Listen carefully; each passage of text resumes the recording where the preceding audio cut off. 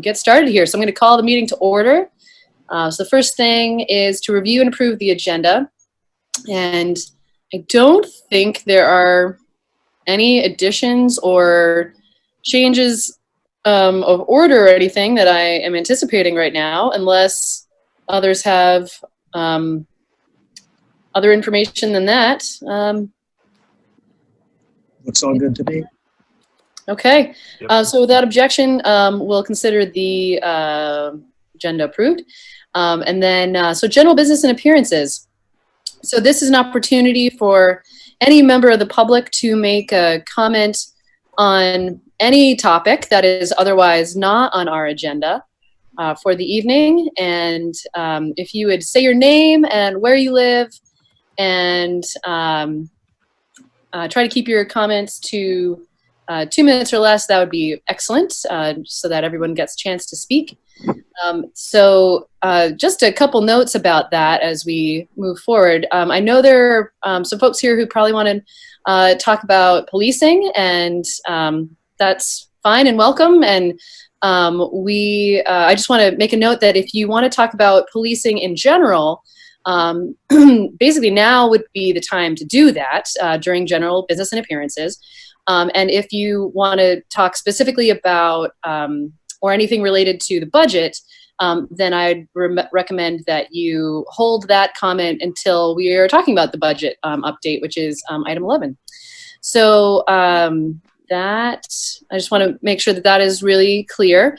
And please don't be offended if I interrupt you to say, oh, save that comment for this other agenda item or whatnot. Just trying to help everybody, make the comment when it makes sense and direct traffic a little bit. So just a heads up about that. So that's one thing. And for general business and appearances, I am actually going to kick us off with a statement because this is Pride Month. And so we have a statement about that. So I'm just going to jump into that here first. So this is commemorating the 51st anniversary of the Stonewall riots of June 1969. So on June 28th, 1969, at the Stonewall Inn in New York City's Greenwich Village, members of our lesbian, gay, bisexual, transgender, queer, intersex, and asexual LGBTQIA+ community took an unprecedented move against the political, social, and legal oppression they faced, resulting in the multiple-day Stonewall riots. These community members, many of whom identified among the most oppressed and marginalized in our community, including transgender people, people of color, people experiencing homelessness, and sex workers, summoned the courage and conviction to stand up for their own freedoms and liberation. The LGBTQIA+ community across the United States first commemorated the Stonewall riots with the first Pride marches taking place in New York, Los Angeles, and San Francisco in June 1970. Each subsequent annual Pride commemoration of the riots has inspired a continued movement towards equality and inclusion.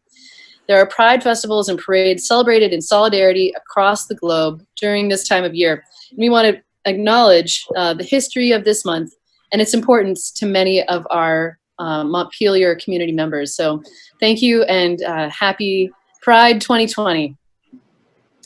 So thanks for indulging me on that to go first here. And so, yeah, beyond that, oh, and we have Donna now. Wonderful, welcome. So if you have something you would like to say, you can either, actually I'm gonna let Cameron describe this, the blue hand, or you can unmute yourself. Cameron, do you want to describe this? Sure. So everyone involved in the meeting, if you hit the participant button at the bottom of your screen, it should allow you to raise your hand, which is how we'd love to be able to see if you would like to participate and have something to say. If you are having an issue with that, you can always turn on your camera and wave to the camera, and I will note your name. And if you're having an issue with that as well, feel free to unmute yourself when no one else is talking until we can acknowledge you. so we can add you to the queue. But I really would recommend the raising the blue hand, which is by clicking the participants button at the bottom of your screen, because that allows us to put everyone in a line. So that would be really helpful to us. And we already have two folks that, oh, one, two, yes. We have a couple folks who've raised their hands, starting with Rachel Kemple, Stephanie Gamori, Alison Byrnes, and Lauren Griswold. Sorry, can you say that again? Rachel Kemple, Stephanie Gamori, yep. Alison Byrnes, Lauren Griswold, and now a Claire Costin. Okay. All right. So we'll just go right in that order. So Rachel, you are up first. So go ahead and unmute yourself. Hi, my name's Rachel. I live on Hubbard Street in Montpelier. I'm here to tell the mayor, the city council, and the city manager that to create a community that truly respects the dignity and humanity of all who live, work, and visit Montpelier, the Montpelier Police Department must be abolished. Systematic racism means that the outcomes of our system are racist. That means even if all the individuals within that system are not racist, or better yet, actively anti-racist, the outcomes of the system would still be racist. This is true of all policing and our entire justice system. We know abolition won't happen overnight. It's a long process we all must go through together as a community. This includes examining why and how police function to begin with, and acknowledging that policing has its roots in white supremacy and racism. We must implement new systems of justice, emergency response, and conflict resolution. The resolution honoring outgoing Chief Fakos lists such achievements as starting modern initiatives surrounding policing and leading a compassionate approach to policing. We're glad that the council acknowledges the benefits of relying less on armed individuals to respond to calls for assistance from the community. But we will not let the changing of the guard and the appointment of a new chief distract us from the fact that policing itself is rooted in racism and white supremacy. As such, it is harmful to people of color in Montpelier. It's harmful to people affected by poverty, people struggling with mental illness, and many other community members. We ask now that you actively work towards the goals of creating structures that will eventually take the place of the police department. In the meantime, we'll continue to bring the community together to discuss these issues. At the City Council meeting on June 10th, we communicated a list of demands that we will now be refining to guide the city's actions towards this goal. We demand the council take them to heart and act upon them in this next fiscal year's budget. Thank you. All right. Oh, thank you. And you're well timed, by the way. Thank you very much, Rachel.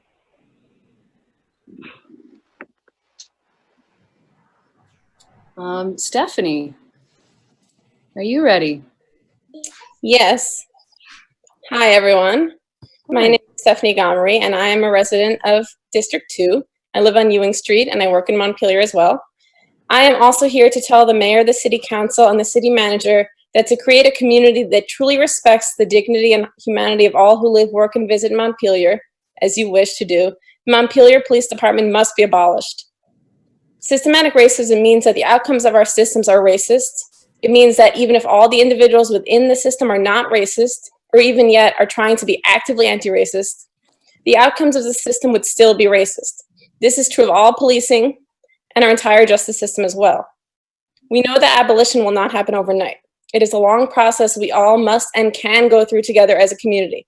This includes examining why and how police function to begin with, whether it's in a large city or a place like Montpelier, and acknowledging that policing has its roots in white supremacy and racism. We must implement new systems of justice, emergency response, and conflict resolution. The resolution tonight honoring outgoing FACOs lists such achievements as starting modern initiatives surrounding policing and leading a compassionate approach to policing. We're really glad that the City Council acknowledges the benefits of doing this, but we will not let the changing of the guard and the appointment of a new chief distract us from the fact that policing itself is rooted in racism and white supremacy. As such, it is harmful to people of color in Montpelier, and it is also harmful to people affected by poverty, people struggling with mental illness, and so many others. So we ask now that you actively work towards the goals of creating structures that we will eventually make the police obsolete because we just won't need them. In the meantime, we will continue to bring the community together to discuss these issues. And as many of you know, at the City Council meeting on June 10th, we communicated a list of demands that we will now be refining as a group to guide the city's actions toward this goal. We demand the council take these to heart and act upon them in the next fiscal year budget. Thank you. Thank you, Stephanie. Allison, are you ready to go? Yeah. Can you hear me? Yep. Hi, my name is Alison Byrnes, and I'm a white cis female math teacher, and I live in East Montpelier. I spoke at City Council 2 weeks ago, and again, I'm here to emphasize words are not enough. We must work towards being anti-racist and supporting our Black, Indigenous, and people of color community members through our actions, and that starts with defunding our police department. I'm here to tell the mayor, the city council, and the city manager that to create a community that truly respects the dignity and humanity for all who live, work, and visit in Montpelier, the Montpelier Police Department must be abolished. Systemic racism means that the outcomes of our systems are racist. That means even if all the individuals within that system are not racist, or better yet, actively anti-racist, the outcomes of the system would still be racist. This is true of all policing, our entire justice system, and many more systems. We know abolition won't happen overnight. It's a long process we all must go through together as a community. This includes examining why and how police function to begin with, and acknowledging that policing has its roots in white supremacy and racism.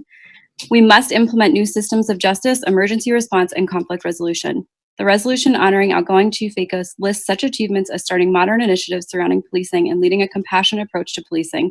We are glad that the council acknowledges the benefits of relying less on armed individuals to respond to calls for assistance from the community, but it's not enough. We will not let the changing of the guard and the appointment of a new chief distract us from the fact that policing itself is rooted in racism and white supremacy. As such, it is harmful to people of color in Montpelier. It is also harmful to people affected by poverty, people struggling with mental illness, and many others. I would also again like to highlight the specific request to immediately remove the school resource officer from Montpelier schools. Armed officers have no place in our schools, and the funding would be much better spent on more trained mental health professionals in the schools. We ask that you take action now to work towards those goals of creating structures that will eventually take the place of the police department. In the meantime, we will continue to bring the community together to discuss these issues, and we will continue to refine our demands. Thank you. Great. Thank you. Thank you. Yeah. Okay, Lauren. Hi guys, my name's Lauren Griswold. I live here in Montpelier in District 1 on the top of the Bailey Ave Hill. I'm here to tell you, the mayor, the city council, and the city manager, that to create a community that truly respects the dignity and humanity of all who live, work, and visit Montpelier, the Montpelier Police Department must be abolished. If that sounds like strong language to you, I ask that you both take the time to thoroughly educate yourself on the concept, and that you consider the civic weight of this moment in history and your responsibility as elected officials when your constituents demand transformation. Racism is systemic, such that in all outcomes of our systems are racist.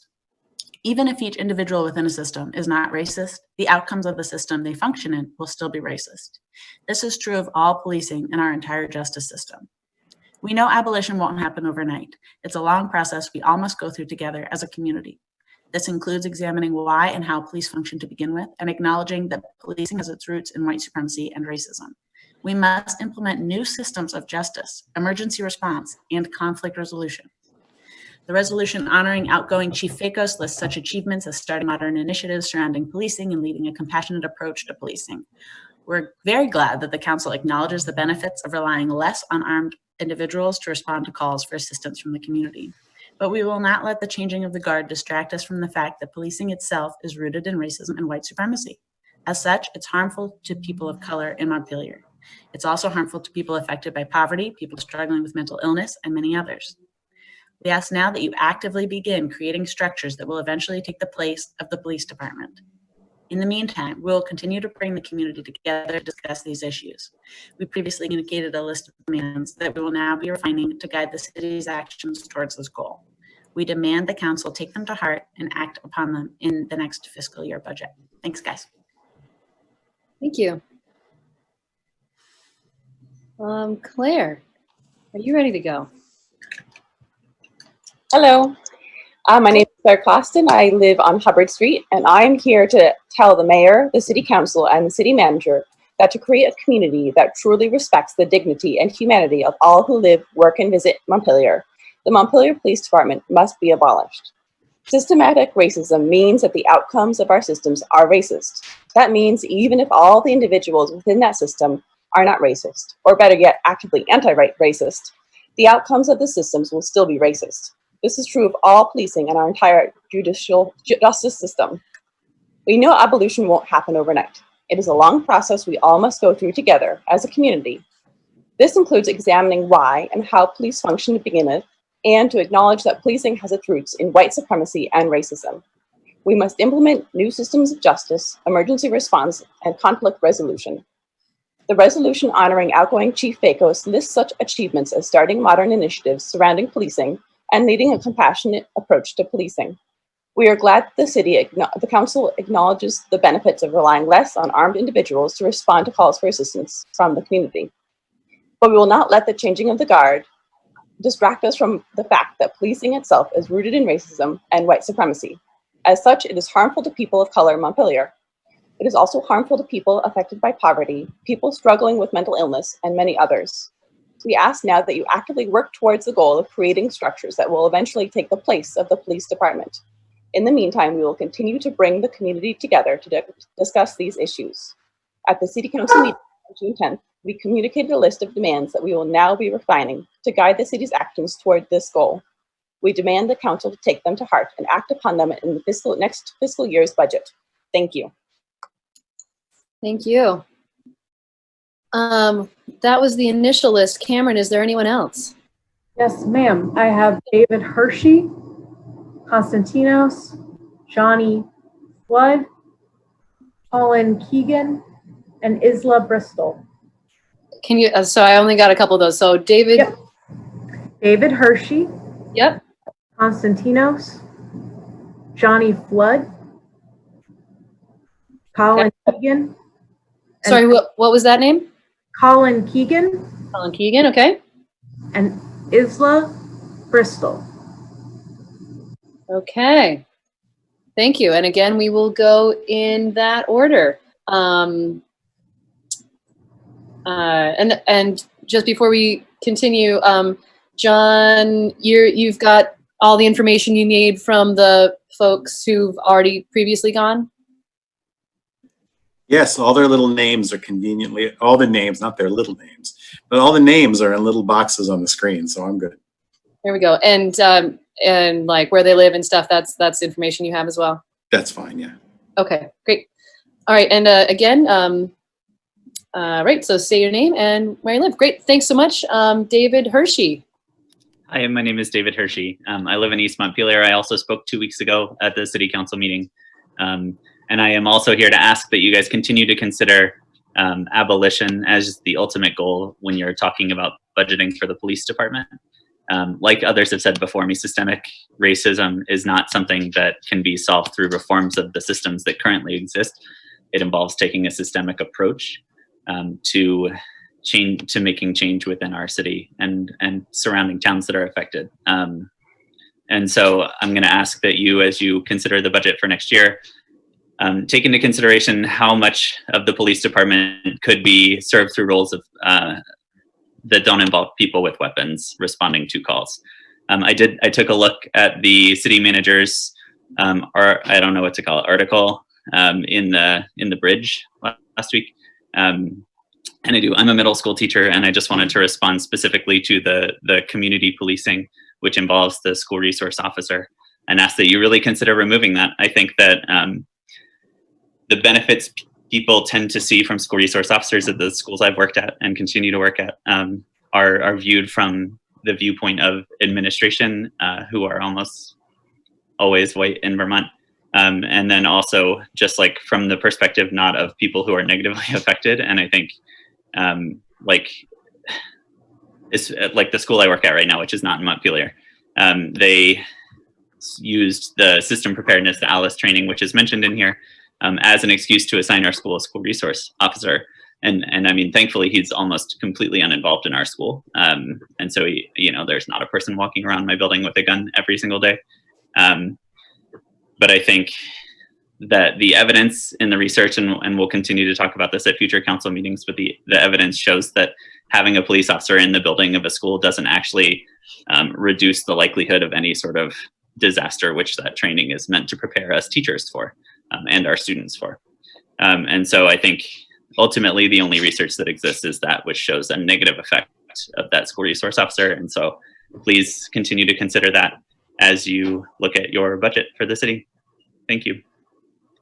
Great, thanks. And I just want to be clear, if your comments mostly pertain to like some of the words that we've been hearing previously, there are some ties to the budget.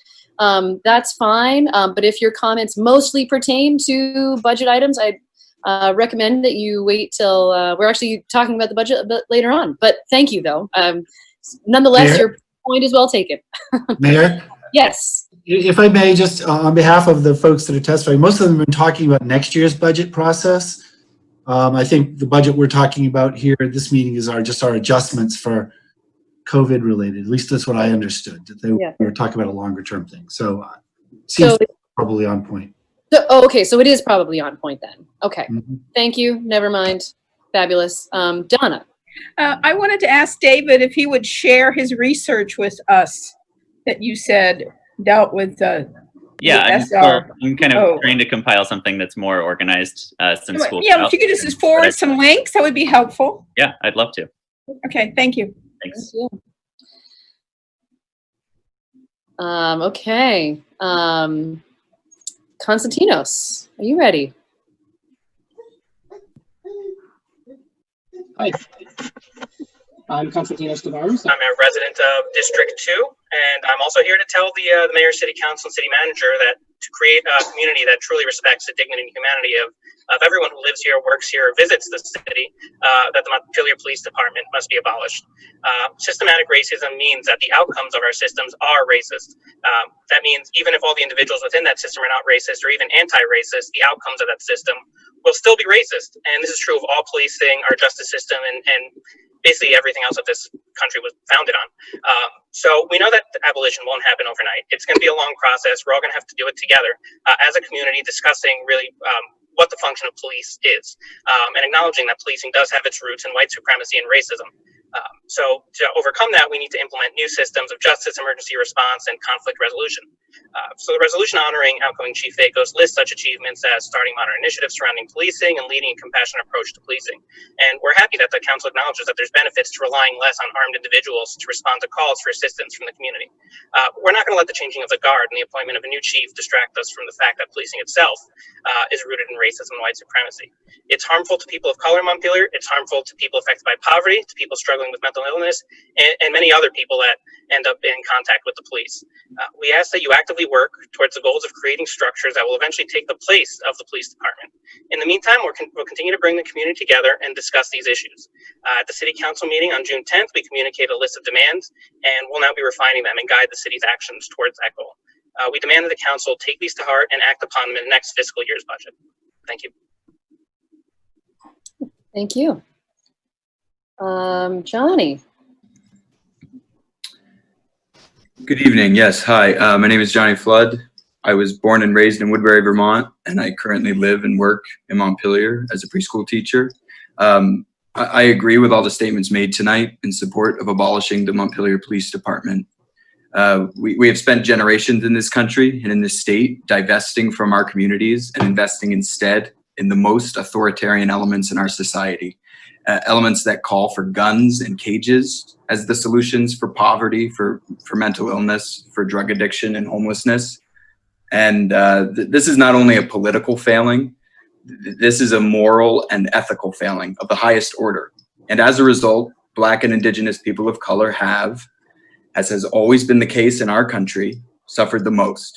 And Vermont and Montpelier are far from innocent of this. We need courage from those in power. We need bold and creative solutions.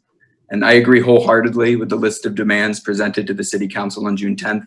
And I sincerely hope that you all take these to heart and actively work to implement them in good faith. Thank you. Thank you. Okay, Colin. Hello, my name is Colin Keegan. I currently live in Burlington, but I lived in Montpelier for close to 2 years until this past December, and I still work in Montpelier. I'm calling in to support the demands to abolish the Montpelier Police Department. As others have said, we know the work of abolition will take some time, and it's a process we all have to engage in together as a community. This work will require taking an active look at what purposes the police departments serve and what they can be replaced with. This call rests on the understanding that policing is part of a criminal justice system rooted in white supremacy and systemic racism.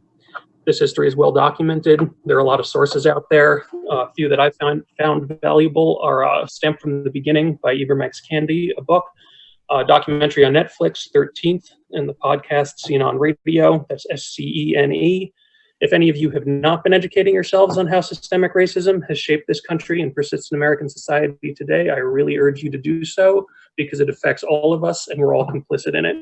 And there is obviously a lot of other sources out there besides the few that I mentioned. Systemic racism means that our systems lead to racist outcomes regardless of the individuals within the system. This is true of all policing and our entire criminal justice system. I'm echoing the others on this call and recognizing that bringing in a new police chief won't solve these problems. The structure is the problem. And there's a growing popular awareness right now, really among a lot of white people. It seems like Black people have been aware of these issues forever around the insidiousness and pervasiveness of white supremacy in our culture. The question is what we're going to do about it. We have an opportunity to thoroughly re-envision public safety and lead from that vision. I will continue to work with the others on this call and other members of the community to help bring forward this vision. It starts with the demands made at the June 10th council meeting. I ask that you seriously tackle these issues in next year's fiscal budget and all become active participants in the process of developing new systems that are truly rooted in community health, safety, and well-being. Thank you. Thank you. Isla.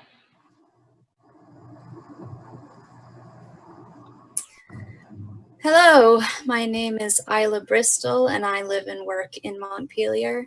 And I, like many others here today, am here to tell the mayor, the city council, and the city manager that to create a community that truly respects the dignity and humanity of all who live, work, and visit Montpelier, the Montpelier Police Department must be abolished. Systematic racism means that the outcomes of our systems are racist. That means that even if all the individuals within that system are not racist, or better yet, actively anti-racist, the outcomes of the system would still be racist. This is true of all policing and our entire justice system. We know abolition won't happen overnight. It is a long process we all must go through together as a community. This includes examining why and how police function to begin with, and acknowledging that policing has its roots in white supremacy and racism. We must implement new systems of justice, emergency response, and conflict resolution.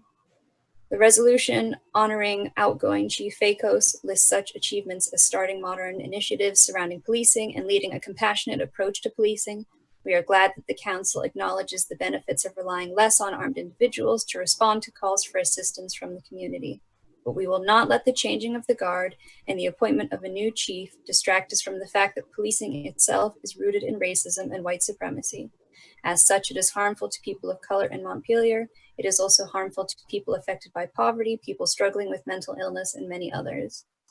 We ask now that you actively work towards the goals of creating structures that will eventually take the place of the police department. In the meantime, we will continue to bring the community together to discuss these issues. At the City Council meeting on June 10th, a list of demands was communicated that we will now be refining to guide the city's actions towards this goal. We demand the council to take them to heart and act upon them in next fiscal year's budget. Thank you. Great, thank you. Cameron, do we have anyone else? We do. First off, I just want to apologize if I butchered anyone's name. I'm just trying to read them phonetically, so I do apologize. We have an Ira and Shayna Casper. Hey, all right, Ira, you are up. Hi, good evening, everyone. I will just keep it pretty short and to the point. So I will sort of, I don't know, throw my voice into the chorus of the people who are interested in the abolition of the police. I think that there's a lack of creativity and perhaps a great deal of fear of the unknown. But I think the cost is too high, and we need to be bold in our willingness to really examine our own role in structural racism.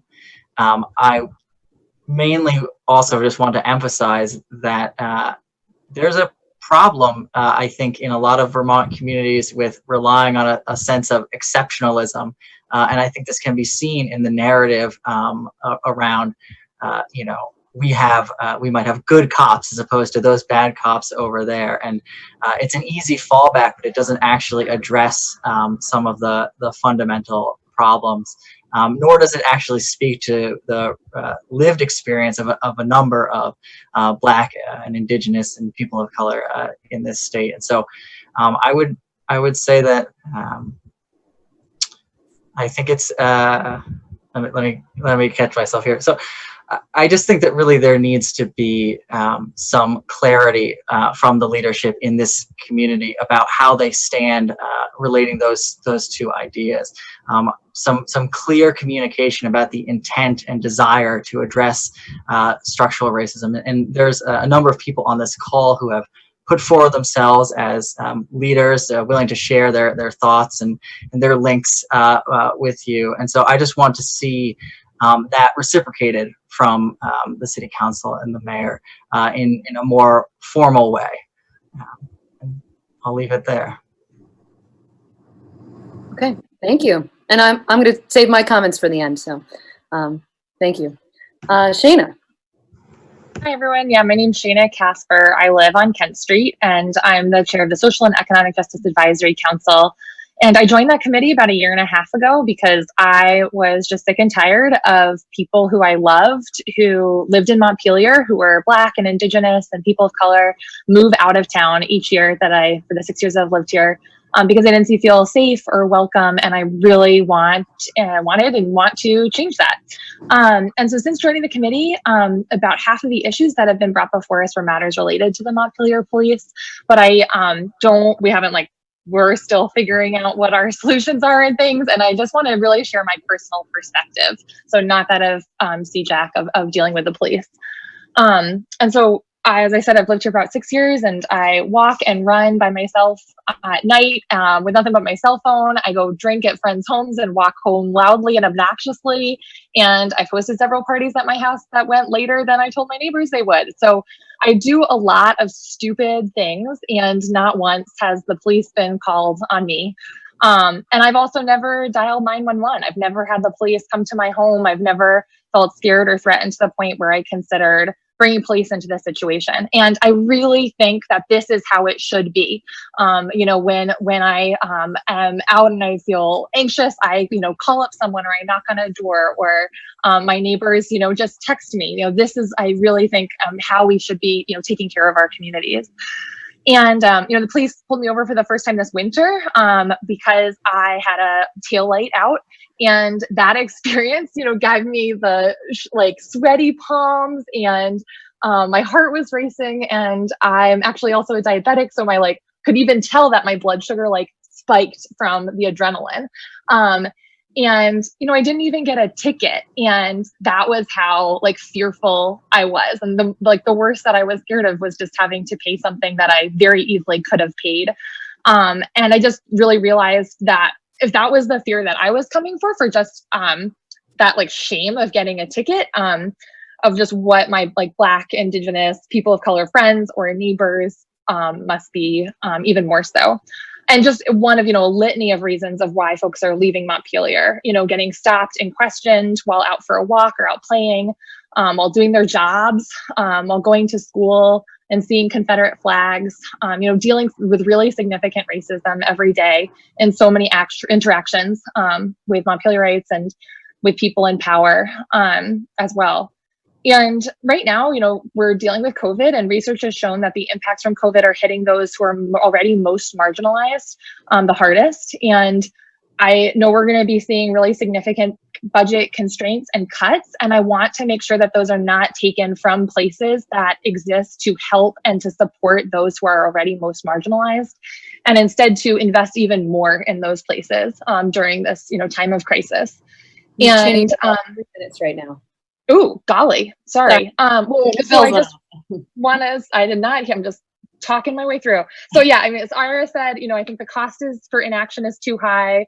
Just want to thank everyone for speaking out tonight, and that we're really going to need everyone, city councilors, city committees, the police, the public, doing a ton of research on policy and a heck of a lot of listening to get good long-term solutions.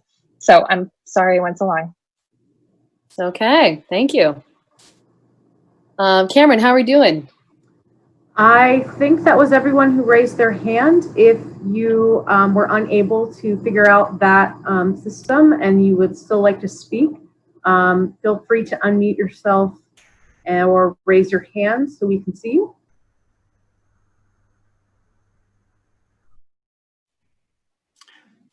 Oh, no one else is. I'd like to say something just as a citizen.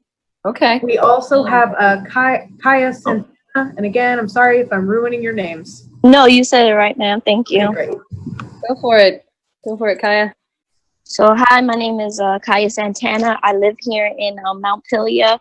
My family and I, we've lived here for 4 years now. I do agree with, funneling money to other areas within the police force. I do have a concern with two things, namely, one, both of them kind of pretty much results in safety. One, honestly, I don't feel safe when it comes to crossing in the crosswalks. And if I'm being extremely honest, I would say, especially as a Black person here, I have had situations, even crossing with my kids, where people have just still just crossed. Went through the little flashing lights or whatever like that. I do look forward to having a white person present for when I walk, because I have noticed that people definitely stop when someone other than a person of color is in the crosswalk. So perhaps, especially by the shores, if they could put stop signs, a 3-way stop sign, I think that would be much more efficient instead of me playing, Russian roulette when I'm crossing the street. And I know that sounds extreme, but that's just the honest way that I feel. Also, we're from the city, we're from Brooklyn, and we thought that when we moved here to a much quieter little town, that there would be much more friendly police presence. I don't know any of the cops. I have never seen them walk around besides maybe going to the shores or something like that. But I live right there on Wilder Street. I live behind the senior center in that area. I haven't seen cops walking around. I see them drive around, but not walking to be able to know the people. I have a 16-year-old son. Last summer, I call them transients. It seems like in the summertime, there's transient people that come to the city, and they, I don't know, they just hang around during the summertime. One of them happened to look pretty much like my son, and we was worried that if anything ever happened, my son may be mistaken for this young man. And I feel like if the cops did do walk-arounds and kind of got to know the people in the neighborhood a little bit more, we can be less concerned with this mistaken identity, because we do have transients that seem to just come when the warmer months come. So I feel like they should have a little bit more familiarity with the residents here in Montpelier. I mean, it's pretty small. So more than just driving around, but actually walking around and getting to know people, I would feel much better and safer, and knowing that if anything ever happened, at least they know me. And we're more on the friendly terms instead of just them not knowing who I am and thinking I don't belong here because I'm not looking familiar to them. Thank you for your time.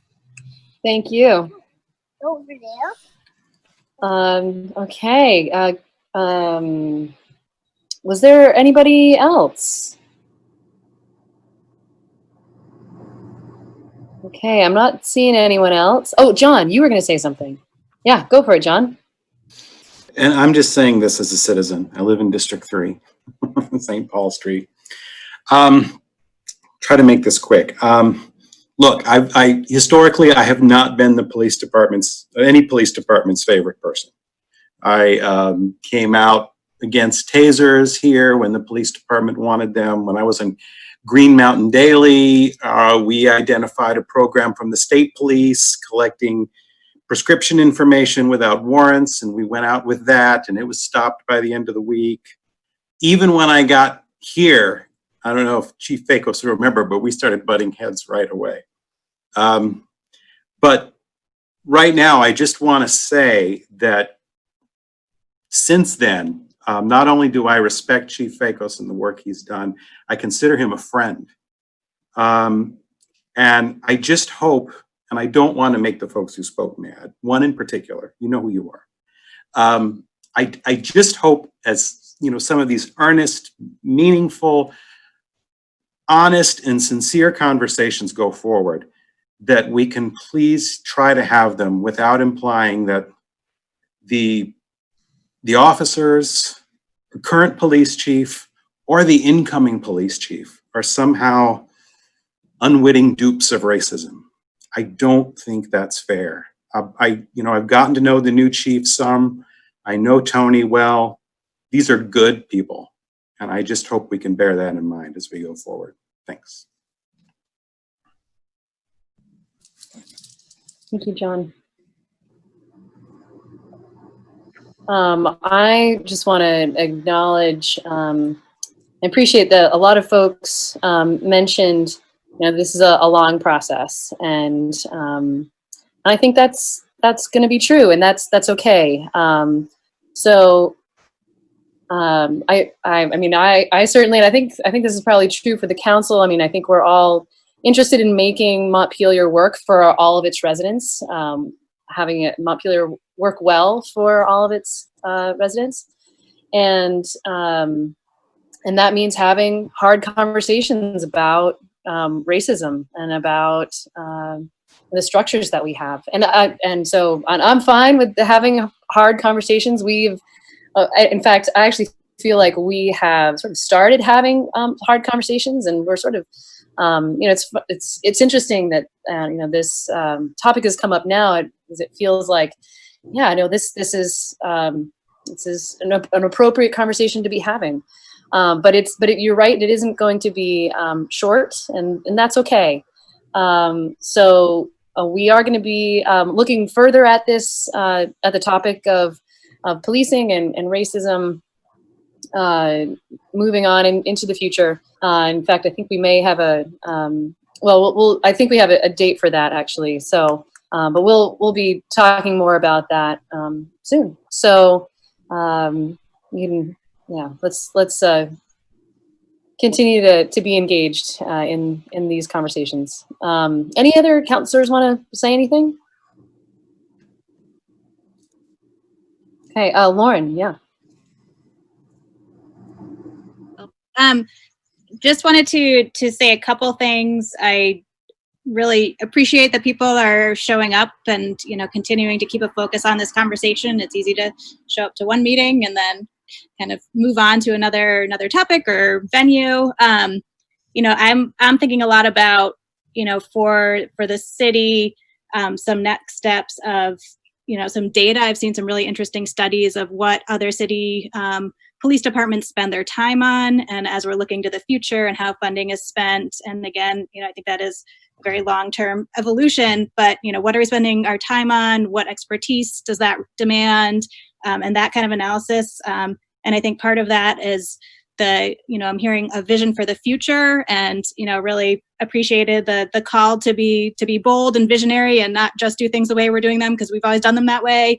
So I look forward to really robust conversations that could challenge how we think, and rooted in what our community needs and what are the things that are taking time and expertise, and that I do think the disinvestment of many years in social services of federal and state government, we see the outcome of that.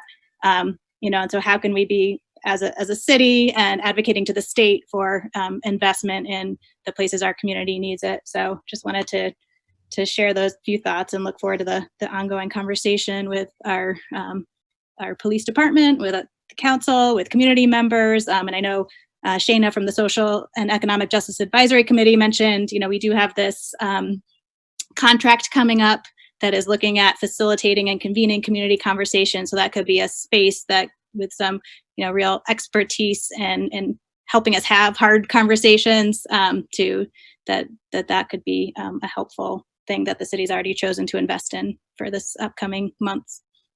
Thanks. Cameron and Cameron, then Donna. Yeah. I just wanted to let you know we had another resident raise their hand. Julia Chaffetz would like to speak. Julia. Donna, do you want to go first, or do you want to? I'll go after her. That's fine. Okay, go ahead, Julia. I just wanted to respond to what John Odom said and just also talk a little bit broadly about my perspective, again, having served on the Social and Economic Justice Advisory Committee for the last 2 years and just kind of starting to wrap my head around how these kinds of conversations and policy discussions play out in Montpelier. I think it's really important that we not focus on individuals. And that really this isn't about individual people being good or bad people. I think most of the people that I come across in this town are good people. I recognize that. And I heard a really good interview this past week between Brene Brown and, I'm blanking on her name. I'll find a way. Can I send it in a chat? Is there a way to chat? I'll put it in the chat once I find this. Austin Channing Brown, it came back. She talked about, it's not about, we're all good people. It's not about good people. We're all good people. It's about being better people. And it's about being better as a collective. And so we can look at what we have and we can hear about the way that people are harmed by it, and then we can do better. It's not about we're all complicit in this system. I am complicit in this system. We're all part of it. We're also all raised within it and indoctrinated by it. There's no way to be part of this society without being part of it in some way. So it's not about that. It's about going beyond that. It's about looking at the structures that we have in place, that we've inherited, that many of us have benefited from, and doing better together, and keep moving in that direction. So I don't think I haven't heard anybody slinging individual anything at individuals. It's really about how can we all come together? How can we put our own fragility away and show up together as a community to make sure that everybody who lives here and passes through here is safe and and more than safe, can thrive. Thank you. Thank you. Donna. Yes, and Julia, thank you very much for bringing that up, because I think that's really important. It goes back to assuming best intentions. And I really appreciate everyone who took the time to speak tonight. I particularly appreciate those who spoke from their personal experience. That's really helpful.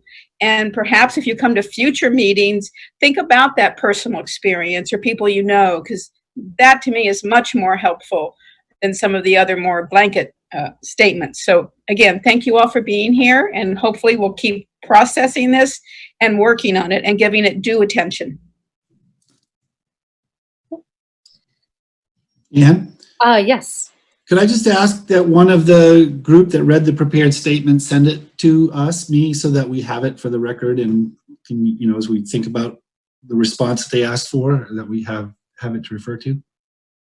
So I don't care, one of you can decide, or all of you, but last week a few of you sent me your statements, but it seemed like it was all the same statement, so if at least one of you could send it, that would be helpful. Thanks. Great, thank you. Well, thank you, everyone. Anyone else have any comments they want to make about this? Again, we're going to continue to. Cameron, yes. Isla Bristol raised her hand again if you want to allow people to go back through. Well, so generally speaking, we try not to have people repeat during this time. Is it something that pertains to anything later in our conversation? No, I just wanted to also echo what Julia said about how it's not about individuals. It's about how we're all affected by the system. And I'm a mixed race woman, so I see both sides of it, and I've experienced pieces of both sides of it. So It's not about individuals. It's about listening to those that are most oppressed, most marginalized, and because those are the voices that needed to be lifted up the most. Okay, thank you.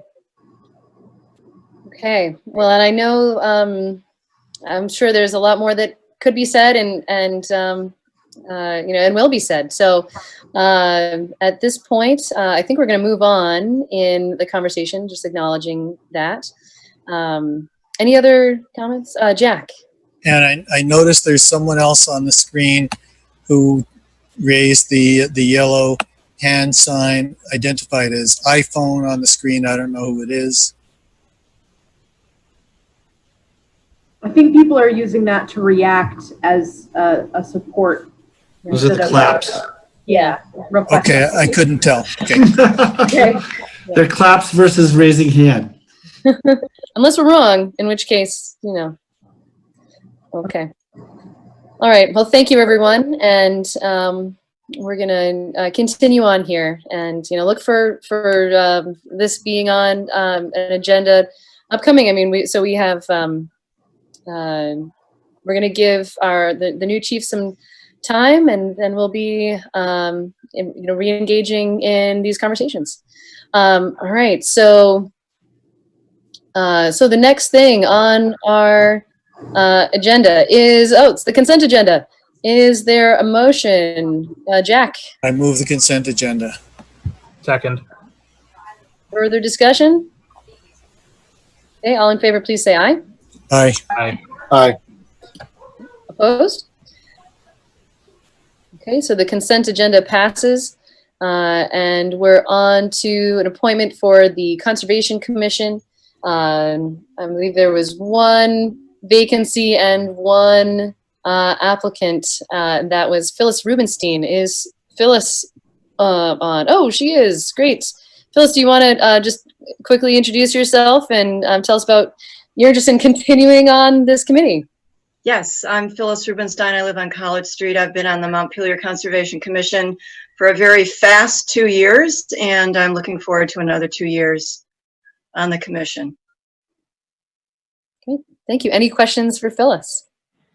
I'll make a motion. I'll make a motion to reappoint Phyllis Rubenstein to another term on the Conservation Commission. Second.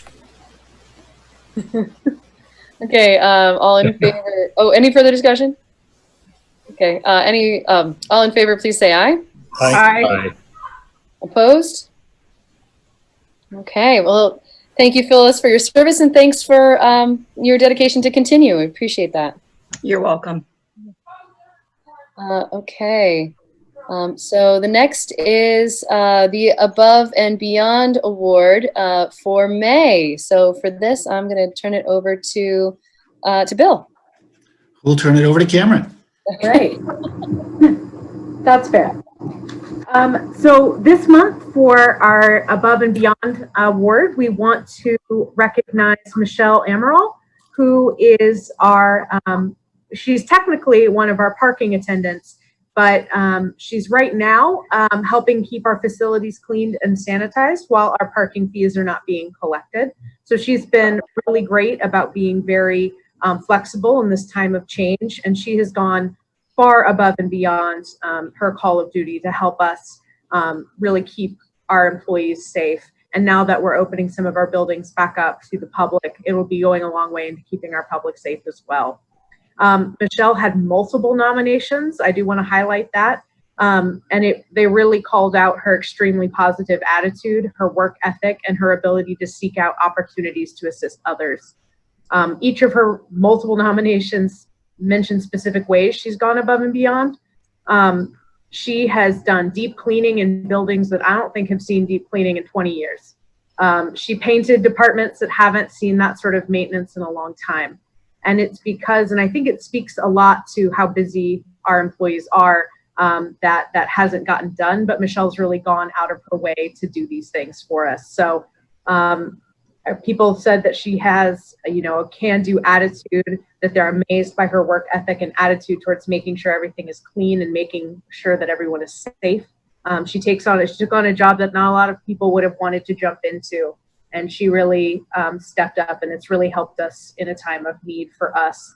And so we really do want to thank her and recognize her for dedication and commitment to the city and her fellow employees. So thank you, Michelle. I wish she was here to get a round of applause, but I'll embarrass her in the hallway next time I see her, I promise. She really has been fabulous. We're not sure we want to put her back out on the parking meter. She's been so good at what she's doing, so.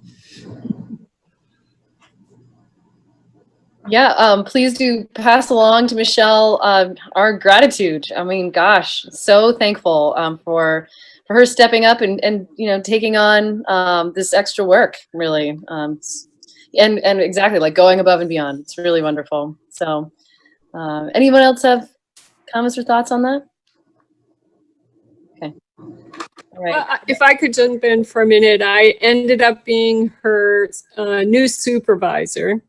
And I have to reiterate that she's just has such a positive attitude. She loves working in the parking arena, and to change jobs without a lot of personal desire to have the new job that we gave her, and to be such a positive influence and creative about what she's doing, and to really look out for the safety and to be concerned for how everybody who's been working in the buildings are doing and feeling, and making sure that they feel comfortable with everything that she's doing has just been remarkable. I have grown to really appreciate her can-do attitude and her support and her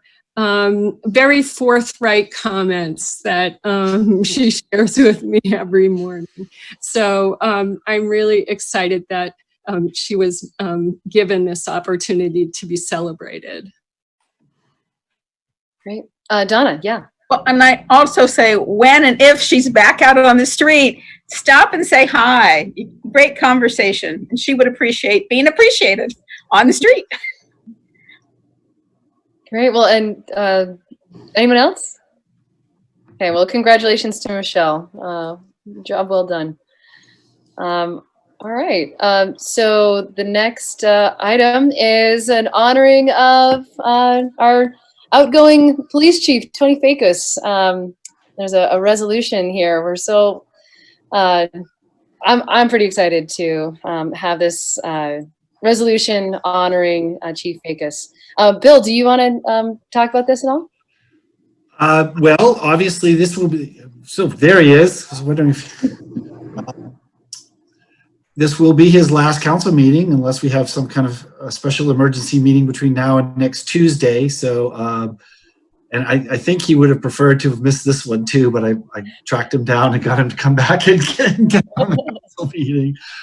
But I do, you know, I've obviously have appreciated working with him as police chief and as sergeant before that for many years. His dedication to our community, this police department, and moving the department forward, and you know, even in light of the comments we heard from people, I think his heart is in many. I think he would agree with many of the comments and sentiments that people had about best serving and making sure that everyone feels safe. And his grace and diplomacy, even in these tough conversations, is always evident and has always been. And so I'm glad the council really wanted to honor him. We were planning to draft something and then heard loud and clear from council members that they wanted to do it too. So it was great. So I'm going to turn this right back over to the mayor, but I just want to personally say thanks to Tony, and I'm going to miss you, and I'm sure we'll see you out walking dogs.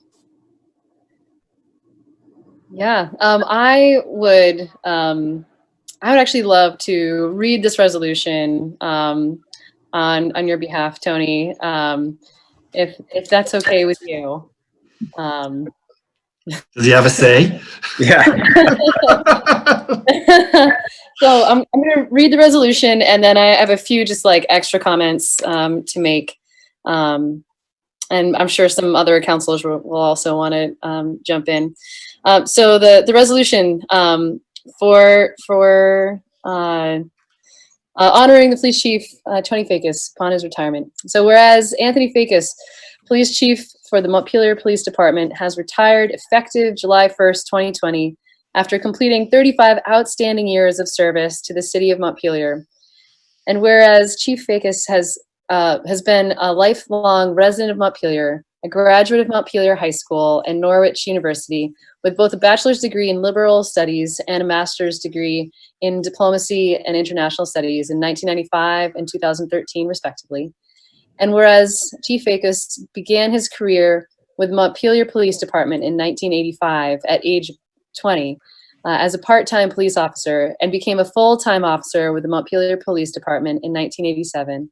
And whereas Chief Fakis was one of Montpelier Police Department's original bike patrol officers in the early 1990s, and was promoted to position of sergeant in 1997. And whereas Chief Fakis attended the Babson College Command Training Program, the FBI Hostage Negotiators Training, and Leadership in Police Organizations trainings based on national best practices for modern police organizations. And whereas Chief Fakis graduated the FBI's National Academy for Law Enforcement Officers in 2004, and whereas Chief Fakis served as the Montpelier Police Chief of Police from 2007 to 2020, and whereas Chief Fakis revamped department policies and procedures to reflect evolving trends and modern initiatives surrounding policing, while making officer training a priority for Montpelier Police Department. And whereas Chief Fakis established Project Safe Catch for Montpelier Police Department in partnership with the Central Vermont Substance Abuse Services and CVH to assist those with substance abuse find help and connections rather than incarceration. And whereas Chief Fakis was instrumental in developing a partnership with Washington County Mental Health to form the Team 2 approach for ensuring a joint response of police and mental health screeners to address mental health calls for service that later became the statewide best practice model. And whereas Chief Fakis presented at the International Chiefs of Police National Conference, along with Washington County Mental Health, on the Team 2 approach with a national law enforcement audience. And whereas Chief Fakis fostered and developed relationships with multiple federal agencies, including the FBI, DEA, and ATF, which directly assisted Montpelier and Central Vermont communities in dealing with a wide range of law enforcement issues. And whereas Chief Fakis has been an advocate for treating people like whole individuals, working to protect and serve people who are vulnerable in our community. And whereas Chief Fakis has led the department with a compassionate approach to policing, and that we appreciate his dedication to the 6 pillars laid out in the President's report on 21st century policing. And whereas Chief Fakis frequently volunteered to provide testimony and expertise to the Vermont legislature concerning police-related statutory governance and proposed changes. And whereas Chief Fakis has spent a lifetime upholding the safety of Montpelier residents and serving the community by ensuring that the Montpelier Police Department is a servant of the people and is responsive, fair, and thoughtful in its work. And whereas Chief Fakis has been a strong and compassionate voice for 21st century policing practices and has worked to make the Montpelier Police Department a model of such practices. And now, therefore, be it resolved that the Montpelier City Council does hereby commend and thank Chief Anthony Fakis for many years of dedicated law enforcement service, and especially for his positive and invaluable contributions to the Montpelier Police Department and the Montpelier community at large, and wishes him a healthy and enjoyable retirement. Yay! Well, thank you so much, Mayor, City Council, and Bill, and and the Montpelier community and the men and women of the Montpelier Police Department. It's been the greatest honor of my life to lead this department and do my part to make this little part of Vermont that much better for everyone. So, but thank you so much for that. Yeah, absolutely. I just want to add too, I think it's so evident in that resolution. It's come up multiple times in that resolution that you have led with compassion, and that you've really led us well, and you've led by example. and that your compassion and dedication to protecting people, to making Montpelier work for everyone has really, it's truly been evident in your time. And I've been personally grateful to work with you, and you know, best wishes for you in your retirement. Thank you so much. Yeah, absolutely. Anyone else want to add anything? Connor, go ahead. Yeah, no, Chief. You know, I don't think I knew what to think of the department before I got in council and got to look under the hood. But as we talk about this national conversation, I realize that a lot of the reforms we're talking about shifting to, you've already been a leader on, acknowledging that somebody with a badge isn't necessarily the best person to respond to a call. You went up to the legislature and advocated for a social worker. When we saw that homelessness was an issue in Montpelier and we needed to do something to address it, you and your department bring people from the homeless community into the council chambers to tell their story, even if they were criticizing you in some cases, and that's really appreciated. You know, you've lived and worked in Montpelier. I think you have your thumb on the pulse of the town, and I'm grateful to have worked with you and to know you. So thanks very much. Thank you. Donna. And I would like to add to that, Tony, is that you're just so personable, and you come and you educate us. You're willing to take what we don't know and bring us up to our awareness, not only within the police department, but things about our community we don't know. So I just think you're just extraordinary.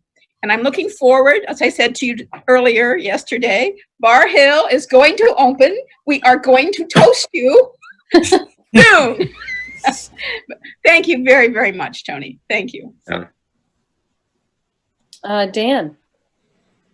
So I'll add to the other counselors' laudations and kudos, but I have only been on the council a few months, but I know we've dealt with each other in other circumstances in my professional career. And I'd simply add that, we are very fortunate to have had you here in Montpelier. It is not every town or city in Vermont that has the kind of leadership that you bring, that makes a department for a relatively small town, the kind of model of professionalism, of progressive thought in policing that you've come to embody. And I have seen a lot of police departments with a lot of problems. And, we heard a lot of people talking earlier, and, those problems are real. And there are a lot of towns that deal with those. And, I think Montpelier has been very fortunate in that, they had leadership that has sought to address these issues, and it's been your leadership. And I think, it's often easy to lose focus when you live in the bubble of Montpelier. But having looked at other departments, other towns, representing people suing police departments and representing police departments, I can say with a degree of objectivity that you have been a fantastic resource for Montpelier and a great leader. And we're sorry to see you go. We're happy to see Brian, but tonight's your night. Congratulations, Tony. Thank you, Dan. Jack. Well, one thing, we haven't moved and passed this resolution yet, so we should, so I'll move that we adopt that resolution. Second. I'll second it. Got a couple seconds. Let us all second it. Yes. And the other thing I would say is that as we look at conflicts between police and communities across the country, a lot of what we see is situations where it's very adversarial. The police see themselves or are seen as the warrior policeman model, and see themselves as being something separate from the community. And the leadership that Tony has brought and the presence of the entire police department shows that they're part of the community, they're working with the community, and that's what I think Tony deserves a lot of credit for that. And it's why we are where lots of other places would love to be, where we are with our police department here in Montpelier. So thank you, Tony. Good luck. Condolences, as people know, I always offer condolences to people when they're retiring. But it's been great having you. Thank you, Jack. Jay. I just want to quickly echo what all the other counselors have said, but then also just point out one particular thing. Tony, as we've worked together over the years, it's usually been around issues related to the schools and a focus on safety of the children in our school system. And I just want to acknowledge the community and generational approach that you took to Montpelier. You were proactive in making sure you and your department were supportive of all the people in the community of Montpelier, young and old alike. And I just think that should be acknowledged as well. Thanks, Tony. Appreciate that, Jay. Thank you. Lauren. I think so much has already been said. I just wanted to echo my appreciation and my time on always to be think through solution. When I was working on the resolution just last meeting in police brutality, I worked with Tony on that. He agreed with, he kind of gave his blessing to the language that was in there. So, for everyone really interested in these ongoing conversations about how we are doing better, I think that would embody the vision that he has brought to our police force and the kind of future we want to, continue to do better and better at. And so I just really appreciate the opportunity to work with you, and what a legacy you're leaving for our community. So thank you, and all the best in retirement. Thanks, Lauren. Great. Speech time. Speech, Chief. Speech. No. Oh, wait a minute. Don't we need to vote on the Oh, resolution? right. Yeah, you better be sure it passes before you say anything. Great. Well, so we have a motion and a second. Any further discussion? Okay. All in favor, please say aye. Aye. Any opposed? Okay. Great. Resolution passes. Thank you, Tony. Would you like to say anything more? I just want to say, just addressing everybody again, thank you, but it's this community that has really helped shape the Montpelier Police Department to how we approach taking care of our community in our role. And, in right now we're in a historic period. Do not know what the future holds, but we do know that collaboratively we're going to improve systems at everywhere we can. And I don't know what it's going to look like ultimately. And, Brian is going to be soon to be the new skipper that will lead us through with a lot of other fresh perspectives and ideas. And I really look forward to seeing that. But I just want to say thank you to the department and to this community. Great. Well, and thank you for helping to lead or to lay that really healthy foundation for us to build off of. I'm really grateful. Okay. Well, so there, I guess we've passed our motion. Any further comments? I'll just follow up on what Donna said. Tony, we'll have we have had and we will have our private conversations, but you really do deserve a big public thank you and send off. And it's really unfortunate that we're in this time when those kind of events can't happen. But when they can, we're not going to forget you. So don't stray too far, because we're going to track you down. And I know your wife's cell number, so you're in trouble. I'm sticking around. Good. I also look forward to being able to cheer you properly. So, okay. Any further comments? Okay. All right. We're going to move on then. Thank you. Thank you again, Tony. All right. So we have another thanks to the CAN Network volunteer. For this, I suppose I'm turning things over to, Cameron. Okay, great. I figured we'd just skip Bill turning it to me, so thank you. That's good. So, Elizabeth Parker from Sustainable Montpelier has helped with this, and this is a general thank you to those who have been volunteers during the COVID stay-in-place order and the general emergency that we find ourselves in. So if it's all right with you, I'd like to read the thank you. Yeah. So we, the City of Montpelier and the Montpelier community, would like to honor the countless volunteers who've stepped up during the COVID-19 emergency. Community volunteers have taken shifts at the Regional 211 Center in the Washington North Orange County Regional Resource Command Center, if you remember Winnock. And volunteers have shopped for vulnerable individuals through Montpelier Mutual Aid. Additionally, volunteers stepped up to coordinate restarting the capital area neighborhoods to develop ongoing communication neighbor to neighbor and to build an ongoing community in the face of the coronavirus and beyond. Volunteers have also worked with Montpelier Alive to support our local businesses. And we also want to thank everyone who's been shopping locally online and through other pickup and to-go services.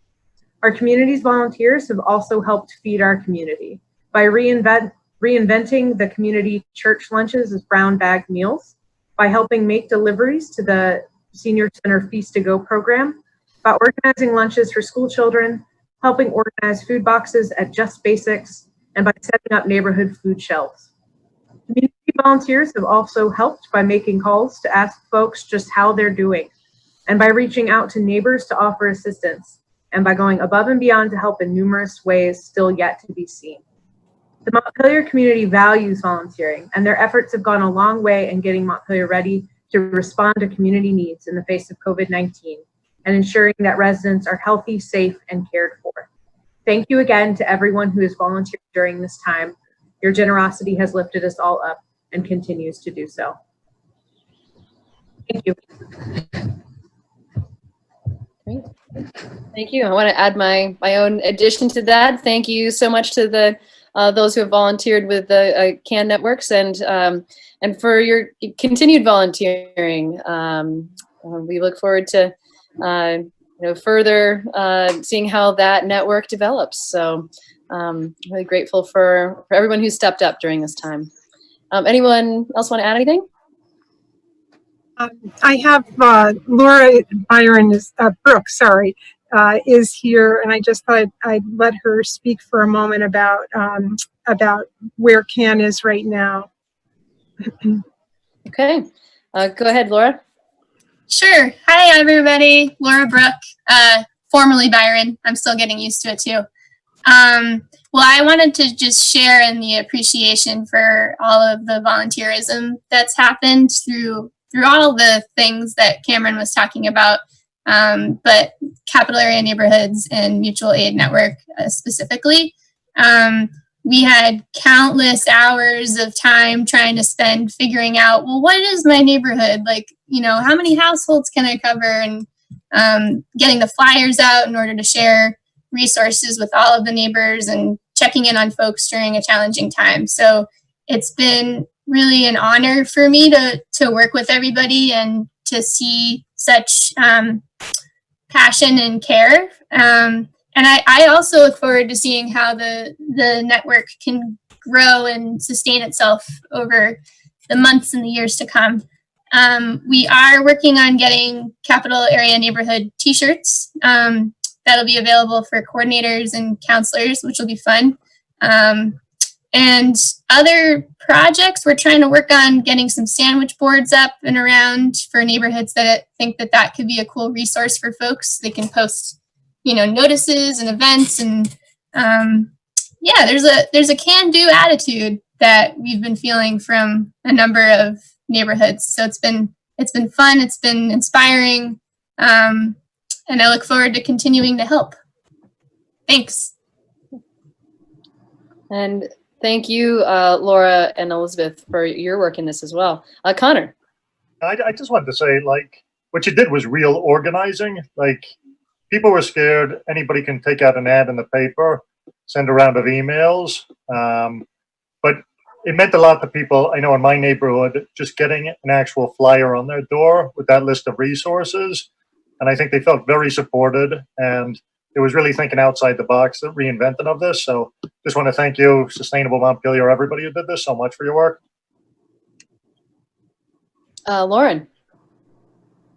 Yeah, I just wanted to echo my appreciation, and we're still in this crisis, which is ongoing, and the effects we could be feeling for years. So having this structure created and all of the groundwork that you all, leadership with Sustainable Montpelier, and then also the community members, is so great. And we know with the climate crisis and other pending things, that just having this built and something to continue to grow is just really impactful. And so just really appreciate it.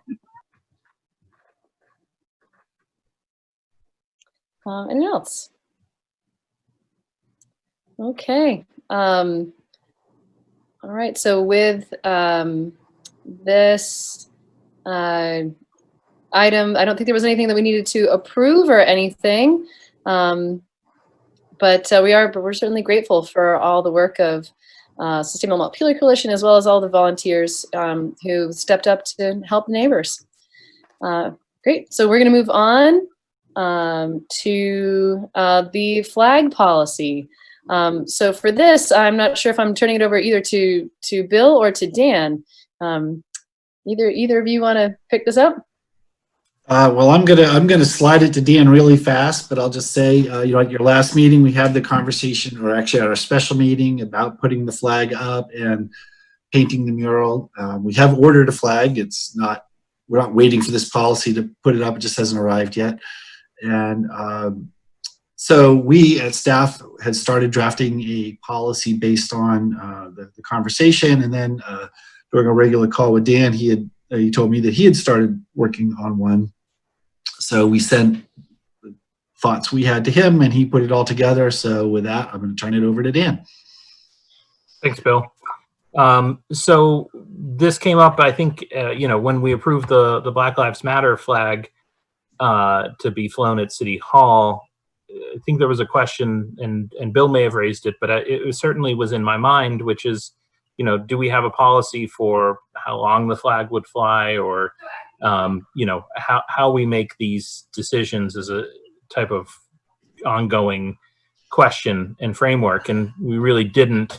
And, I think if you don't have a policy like this in place, then it can feel like a discretion and can cause either hard feelings or difficult choices if, it's not sort of, this is our policy, this is our tradition, this is what we follow for these kind of things. And so the intent of this policy is not really to reinvent the wheel on how to fly a flag. It adopts both the U.S. flag code and the Vermont flag protocol, both of which are in statutory language.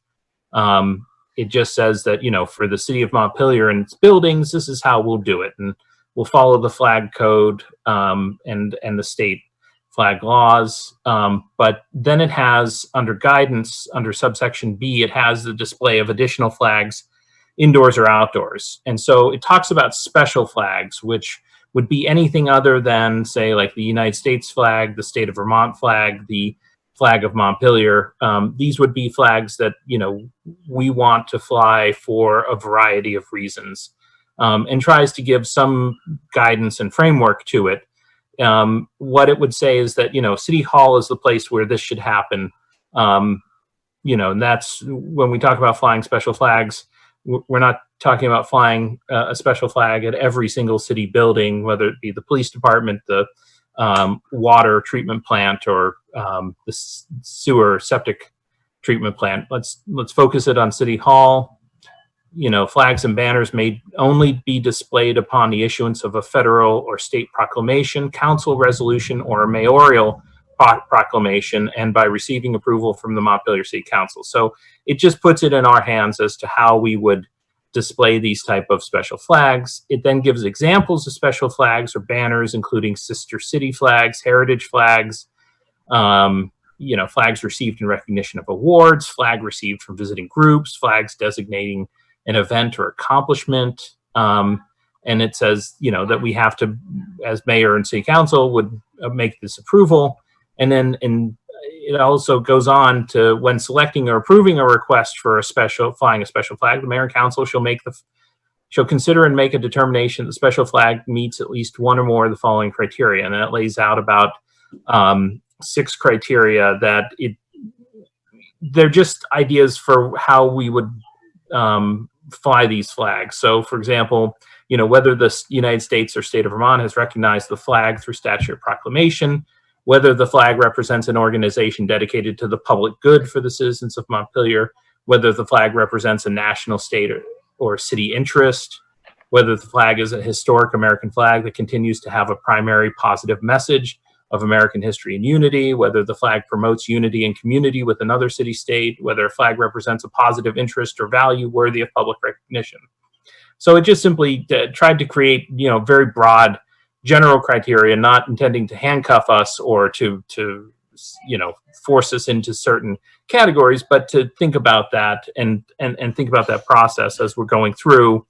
And a good example I thought is something like the Gadsden flag, which is a historic American flag, but it's come to symbolize a very particular political element with it. So it may not carry the same sort of historic message. And if somebody came and said, I want to fly it for the, historic purpose, we could say, well, it's not really the same message as before. And even more, sort of, not that this has ever necessarily happened, but, something, somebody wants to fly, a Confederate flag.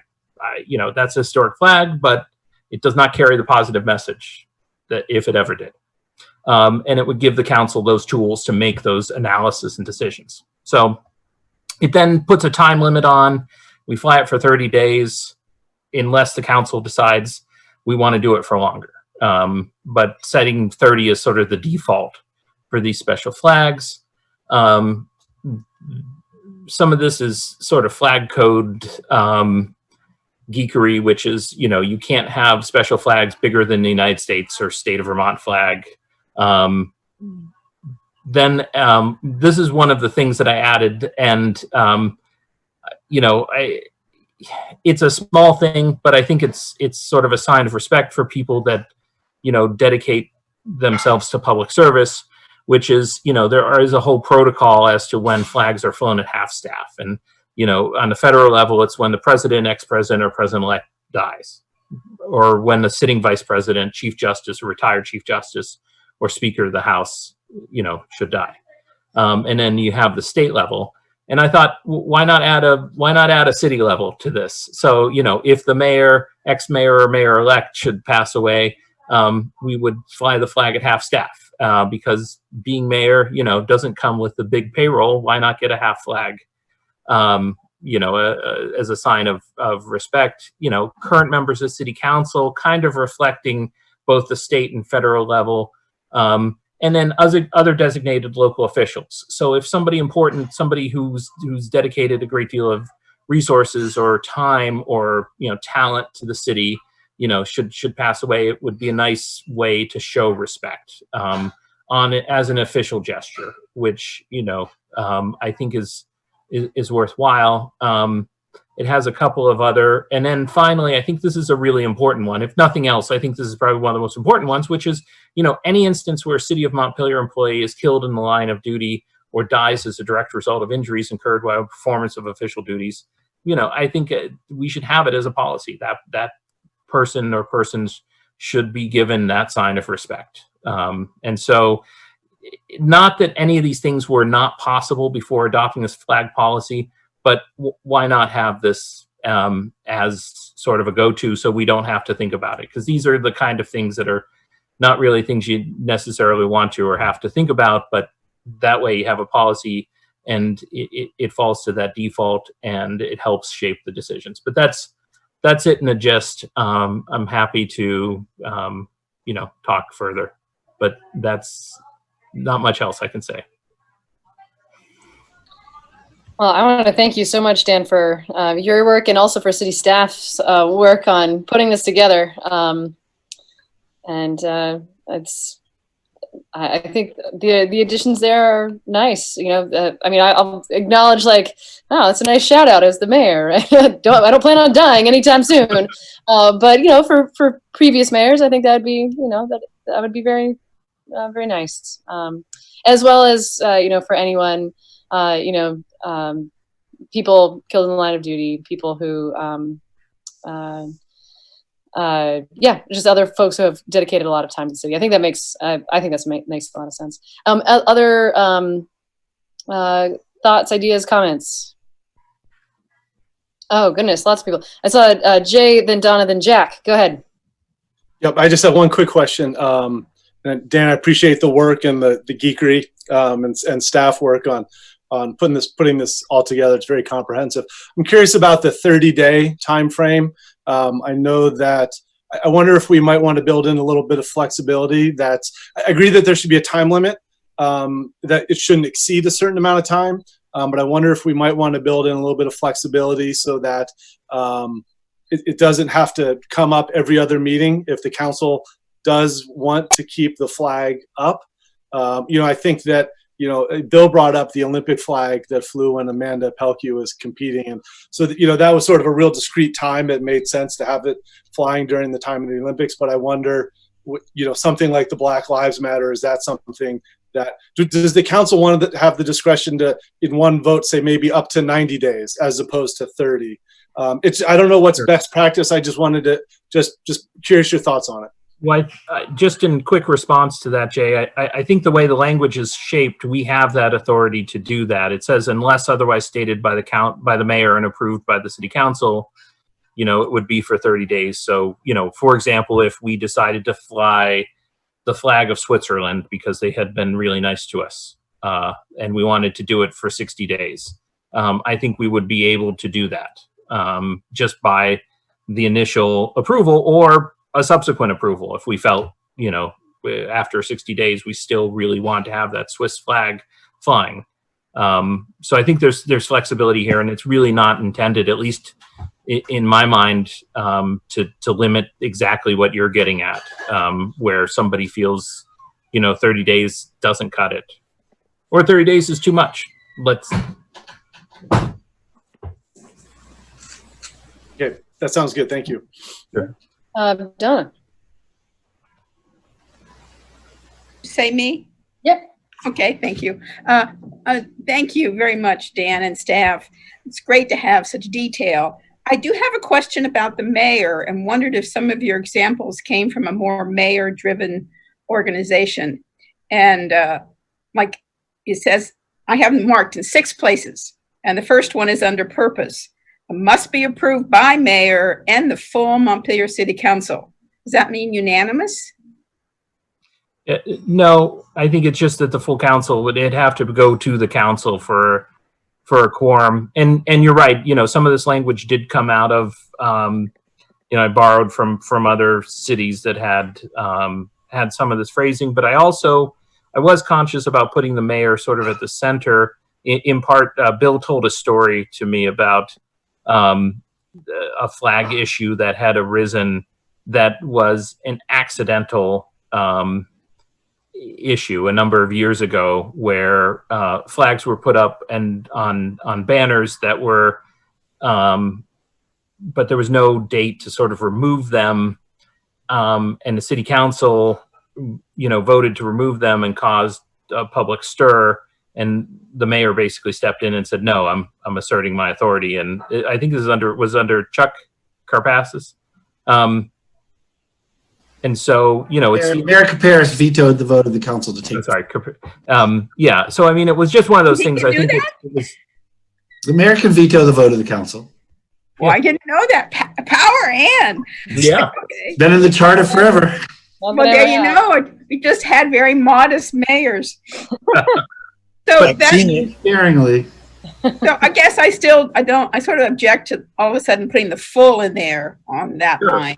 I can weigh in. I'd like to weigh in on that just quickly, Donna, because I actually did suggest to Dan, in part because sometimes something might happen where, we should do something, whether it's put a flag up or take a flag down or something, and we may not be able to get the council together. And in fact, Dan had actually suggested the city manager could do this. And I said, it really should be the elected official that represents the whole city. That this, if it's a policy political statement, even if it's just in the interim, we want to fly this at half-mast because some notable resident passed away, and the mayor says, yeah, we ought to do this.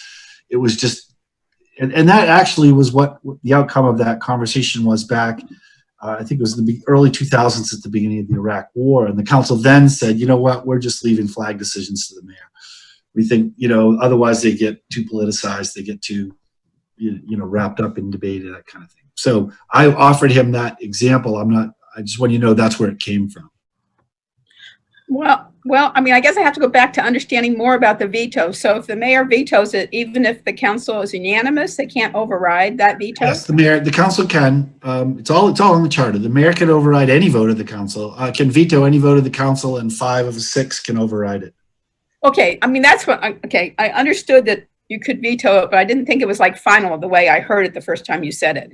So no, what happened was, in that case, the mayor vetoed it, and the council was like, yeah, that was a good solution. Like that got us all off the hook. Okay. But you still have the typical, if the enough numbers can override a veto. Yeah, oh yeah. It's just that I guess I feel like it's so much better if it's a group process. And like here on under guidance, B, it says additional displays of flag. It says it can be federal or state proclamation, council resolution, or a mayoral proclamation, and by approval. So the council still approves it. It's not just, I just feel when one person makes a decision to fly a flag, to make a proclamation as such, it's not as solid in the community as if it has the support of the city council too. I think that's fine. So I just need to understand that reading, whether it's this and this, the mayor can proclamation does or does not need the city council? Well, if you want to tie it to that, Donna, I think. Okay, so what it reads now, though, I'm reading it right. It doesn't tie it to it. It stands alone. Yeah, not necessarily. I mean, it's a little bit ambiguous because it says council resolution or mayoral proclamation. And at least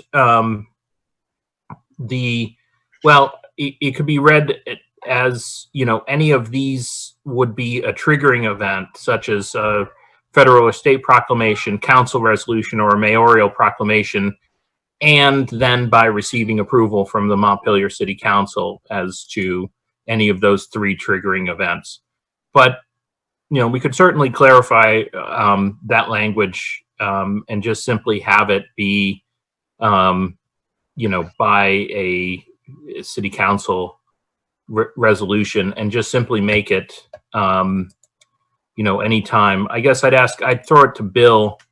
Bill, how often do we get any type of sort of direct? I know Jim Condos over at the Secretary of State's office will often say, fly your flags at half-mast because Justice Gibson just passed away, or by proclamation of the governor. That's not something we then have to vote on as a city council. No, because that's the state flag, and the same with if the president can declare when federal flags are flown at half-mast.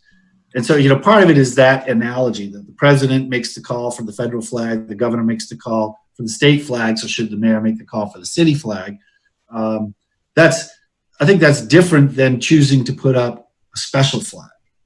The choice to put a flag at half-mast to honor somebody is different than we, the council as a group, is saying we're going to put up the Black Lives Matter flag or any of these other so those should maybe be differentiated there in terms of the role. I'm just putting someone in as a mayor who is like some of the people who recently got elected, who I wouldn't want to have the absolute power to do things like this.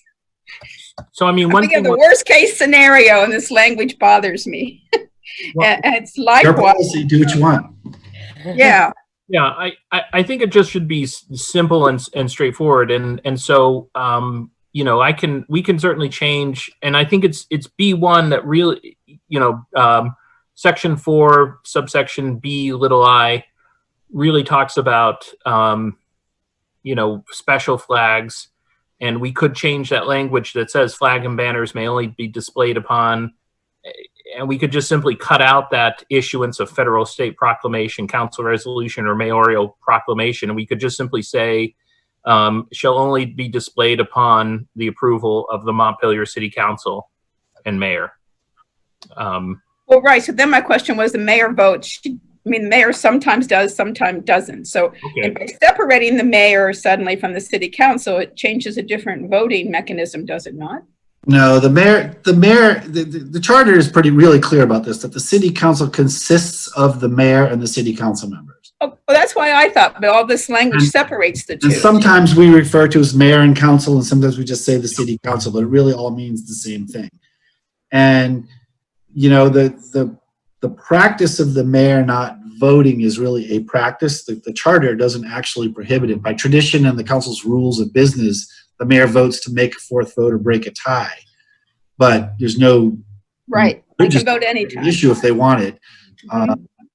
So I think, you know, one of the issues again that came up was, say we had, let's use Amanda Pelkey just as an example. You know, in that case, we put it up while she was in the Olympics. But say a former Olympian was going to, suddenly we found out that some Olympian was going to come to town. And we're only going to be here for a day. And so the mayor might say, hey, let's fly the Olympic flag that day while, you know, this person's in town, you know, to honor them. And it may be without the ability to have a council vote. And so I think part of it was just to have those flexibility kind of things. But again, it's your policy. You as a group should just decide what you want to do. I don't think there's any. Yeah. I think changing the languages that I proposed, I think might go to Donna's question, but Bill, I think it's still that there's in that subsection, it's BI4 says the mayor has the discretion to fly an appropriate flag for a single day if a public purpose is served by. Yeah, I saw that, but that to me seemed to be counter to the point that Donna was raising. So right. But I think that would stay there. That seems to be like that special occasion where you've got like one, you know, a one-day kind of thing where somebody comes in, or, you know, there is that sort of need where the council's not going to be there. So the mayor can make that sort of judgment call for a single day. But that normally the normal process is that, you know, it comes before city council for review and approval. And we could just simplify it. And Donna, I'm happy to just have it be the city council so that we don't get into any confusion as to, you know, whether it's the mayor or city council. We'll just simply put, you know, get rid of that extra language and just really focus it on having the city council approve the flying of special flags. And then that subsection 4 carves out that sort of one-day exception should a mayor want to. That works. I would feel better, but that's fine. Thank you. Other comments? Jack. Thank you. I was wondering if instead, you know, we could send this back to Dan to work on again, or the other thing that occurred to me is to address the point that Donna raised in section 4B, Roman numeral 1. We might amend this just to, at the end of the first sentence, after the word City Hall, to say, on vote of the City Council, period, and then delete the rest of that, delete the next sentence. And I think that would do what we're getting at. I'm comfortable with that language that Jack's proposing, because I think it's basically what I'm proposing is more elegant. So I'm okay. Donna, does that work for you? I think you're on mute still. Yes, I guess I'll see the full draft. I had 6 places that the mayor came up that I just had questions about. So it probably will address it. Okay. Well, are there other things you want to bring up there, Donna? I mean, do you want me to name? I mean, there's just 6 places that the mayor comes up with, some authorized by the mayor, mayoral proclamation stated by the mayor. So I can send the points to Dan in case he missed them. And then at the very end, number 2, at the direction of the president, governor, or mayor. So like you would be deciding who's at who gets half mask outside of those that are listed. Well, Not you, the mayor would. Yeah, I mean, that goes back to what I was talking about with Bill earlier, which is that sometimes that is time sensitive. You know. Oh, I see. Okay.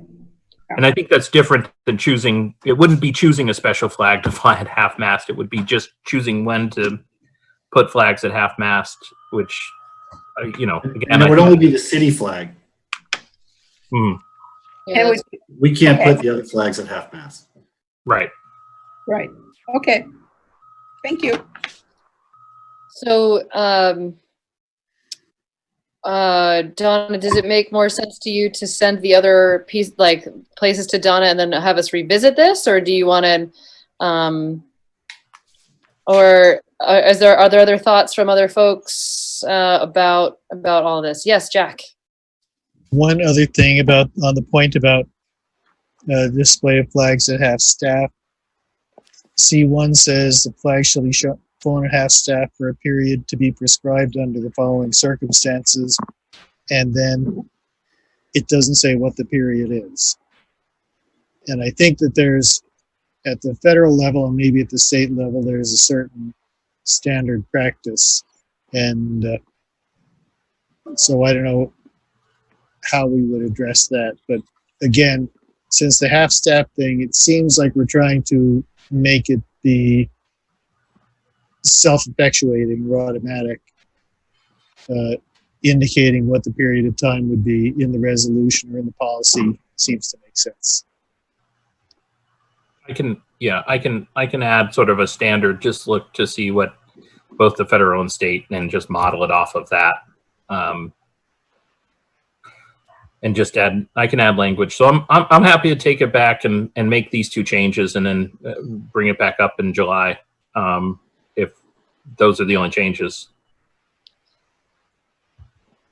That sounds fine to me. I mean, I understand the time sensitive piece, but beyond that, I mean, generally, I think I agree with Donna. There's not necessarily, like, besides facilitating the council, you know, I think of myself as part of the council.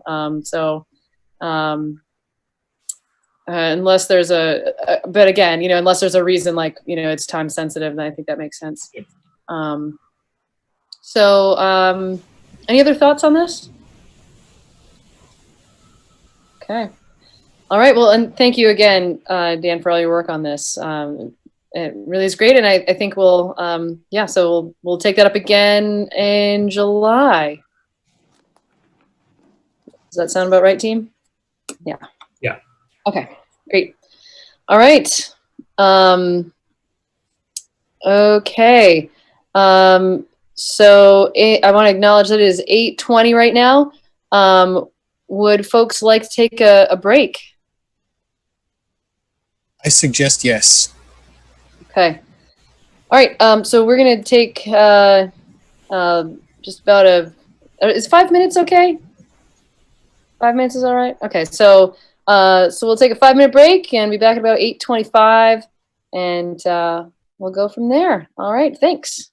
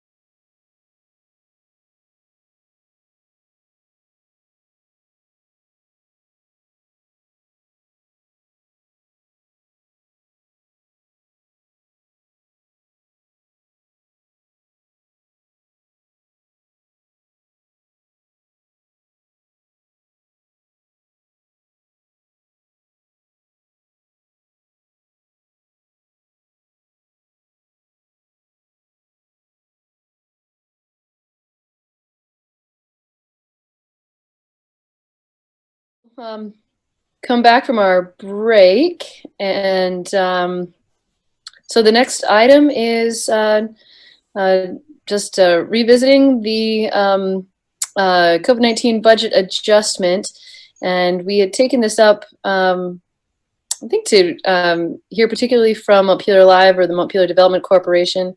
I don't see anyone on here from either of those organizations. Does anyone have any information to the contrary there? No, we did reach out to the folks that were involved. Montpelier Live, as you recall, did not have reduced funding. Oh, that's right. Thank you.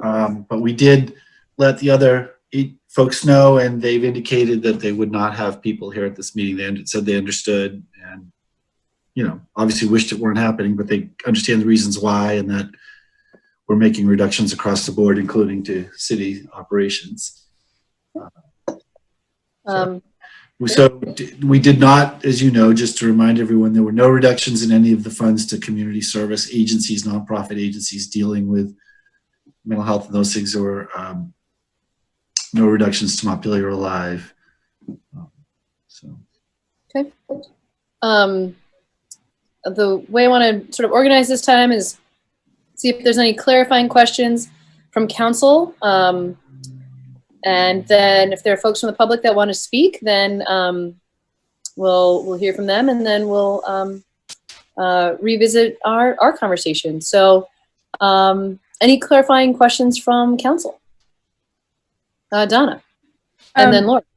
Dan Grover mentioned last time that the July 4th money, or 3rd money, that Montpelier Live was hoping to apply that to another event. Did he ever give more information on that?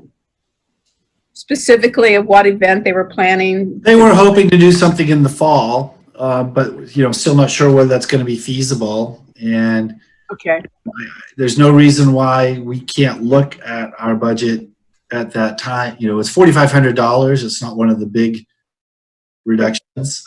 So we can take a look at that in September or October if they think it's going to be feasible and where we stand with revenues. But, okay, good. Just so you understand, they were planning on taking that.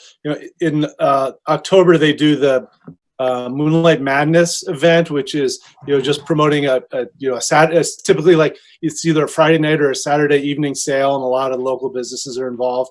They were looking at making it more of a weekend event. Hoping things were opened up a little bit more, and look at some more activities and programming to help make it more of a sort of downtown business promotion throughout the weekend, not just a one evening type of thing to rally people to come downtown. So that's where they were going to divert those funds. Thank you. Lauren. Oh, and then Connor. One question I had, and thank you for all the work going into this. This is really impressive to get where you are. So thank you, Kelly and the finance team and city manager's office.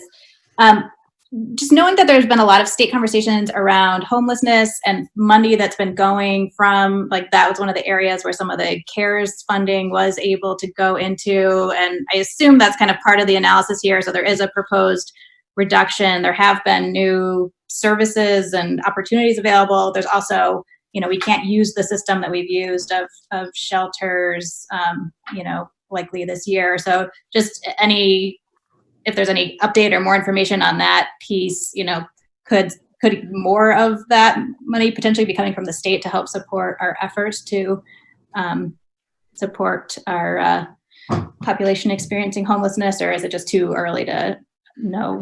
A little too early to tell, but I do know, I have talked with the homeless advocates, and I believe there are some pretty major initiatives afoot. They have to move pretty quickly. One of the downsides is they have to have this money sort of rolled, committed by sort of September and used up, or, done by December. So there's this thing, but and as far as our funding, the main thing we're retaining with our funding is the outreach work, which we all thought was really the key piece of this. Part of the funding, as you know, involved the sort of extension of the shelter at Bethany, which, the congregate shelters like that aren't going to happen, at least in the near future. So I do believe that the state and local providers are working on trying to be innovative in the alternatives, but someone, state and or feds, are going to have to come up. We're talking about acquiring places, and that, saying I don't think our 12,000 or whatever is going to make a big difference in terms of that. But we obviously remain committed to providing extra attention to the homeless community, and particularly through the outreach worker. Thanks. Oh, Connor, yeah. Yeah, I think Bill, you probably explained this last time, but just looking at that, like the COLA, I know fire is excluded because of the collective bargaining agreement. Did we not have a COLA built into the other two bargaining units there? So we did. I mean, for the budget, we estimated COLA for everybody. What we have done, we've agreed with the Public Works Department has agreed to go basically just extend their contract for 1 year with no change, other than the steps and things. But with the proviso that if someone else gets a COLA, then they would get it too. With the police department, we've agreed to hold off on any negotiations until later in the year when we have a clearer picture. So, it may be that if revenues change and we get to the middle of the year, we would be able to do something like, make a change and do that, in which case we would then have to do something with Public Works. And same thing with the non-union people. Obviously, we've planned it. So that savings is in this projected savings, but it's also something we can do. Obviously nobody likes to do these things, but we've been fortunate that we haven't had to lay anybody off, and many people are out of work. And as we've heard from a lot of people, there are a lot of community needs. So that seemed like a sacrifice our folks could make. That's great. Okay, thanks, Bill. It's I think it's just worth noting.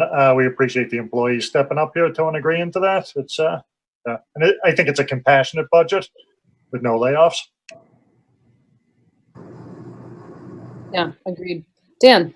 Yeah, just as a sort of further clarification, I mean, looking at some of the numbers of what's being cut, it looks like this is a lot of deferred maintenance and vehicle purchases and equipment that it's, but could you or Kelly explain, just I'm either not remembering or understanding, when we talk about this, the 366,000 cut in DPW, what exactly that breaks out to? Kelly, do you want to take that one?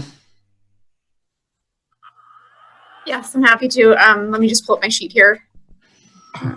And Donna's also on the call, so Donna, feel free to jump in at any time. But actually I've got the wrong sheet up here. Bear with me. Do you mind if I just pull up my notes? Take your time. It's okay. Thank you. And while she's doing that, I'll filibuster for a minute. We did, I think I said this last time, that if this we're looking at this as a crisis budget, as we've got this big revenue hit that hopefully will be one time, and so addressing it was really to see, we did look for large projects and large purchases that could be deferred, with the idea that even if revenues came back normal, some of them could be done in the spring. Remember, this fiscal year goes from July all the way to next June, right, to this time next year. So if funding came back, maybe some of these projects could be done still in this fiscal year, or some of these purchases could be done. If this were going to be, and we may learn more over the course of the year, if this were going to be the new standard, then we probably would have to look more systemically at all of our programs and staffing and what we're offering and those kinds of things. I think our goal here was to keep the city services as people expect them, and to meet the needs of people, and to slowly plan for our programs coming back, and just hold off on big dollar purchases. So this is definitely not a sustainable strategy for the long run. This is definitely this is what we're doing. COVID emergency FY21. We'll have to, and that's why we want to evaluate it quarter by quarter. And we'll have probably a different conversation based on what we know come November, December when we're talking about the FY22 budget. Sure. I just wanted to make sure that I understood. And I think that goes to Connor's point, which is that it is a humane budget, because it does keep the staff, at the levels currently. It doesn't force, a family to take this hit in loss of employment. And, it really focuses, I understand it's not a long-term sustainable budgeting model, but it's certainly one that we could take for this year or for the short term, and allows us to build back in some of these. So I fully get. And so I want to go ahead. Weigh in on that though a little bit. So yes, of course we care about our employees very much so, and we have great employees, and we certainly don't want to disrupt their lives. But every one of those employees represents services that we provide to the residents they pay for through their taxes and that they're having trouble paying for. And so, we want to make sure we have adequate people to plow the roads come winter, and that to respond to emergency calls and to provide services at the senior center if the revenues come in and the rec, so to manage our finances properly and not lose track of the city's money. So yes, we want to be humane as far as employees go, but we also, we have significantly cut back on our services over the last 3 months to try to balance this budget. And we need, it's getting to the point where it's not necessarily humane to the folks that are still working in some of these departments because they're overworked. So we need to bring folks back to deliver the goods. So yes, it's great. But I don't want taxpayers that might be listening to saying, they didn't cut this because they were being humane. Yes, we're trying to be humane to our employees, but we're also trying to make sure that we can deliver the promises that people voted for as best that we can. No, that's a good point, Bill, and I appreciate that. So I've got the detail that you were looking for, and I can get into the specifics of the dollars associated. But in whole and in summary, the things that are happening. So I'll just start there. But then the things that this is comprised of, I'll go to there after that. But based on the priority listing that we got from Public Works, the following projects are proposed to move forward. They are Clarendon Avenue, Taylor Street, Westwood Drive, Chestnut Hill Culvert, and crack sealing. And then the projects that will be delayed and are included in this $366,000 figure are Cummings Street, Hubbard Street, retaining wall, Berry, and Loomis spot repair. So what's those big ticket items? Right. Yep. But as you were saying before, these are items, if the budget projections become rosier, can be worked back into the budget. Correct. Yes. Okay. But we should also remind ourselves, no one likes to, but there's also a different scenario that we could be looking at the end of the first quarter where additional need to be taken from the budget. So it's going to, we just need to see how this rolls out. Well, and along those lines, and not to play sort of, the doom scenario, but, would there be a point at which you would start to look to cut back some of those services? Yes. And obviously it would be in conjunction with you all making priorities. But if we had another, just as we did this spring, we have, we don't have, nor would I even suggest, we seek any additional taxing authority. I don't think raising taxes more than what we already passed is a viable solution for people. So our budget's set. We don't have any more money coming in, and if we have less, so now we're looking at the revenue side, and so we would have to, we would have to make adjustments, and I don't know. Again, it depends on the gravity of the situation. Where we might look first, but there's no question that our programs and services would have to be on the table because there's no money to pay for them. Right.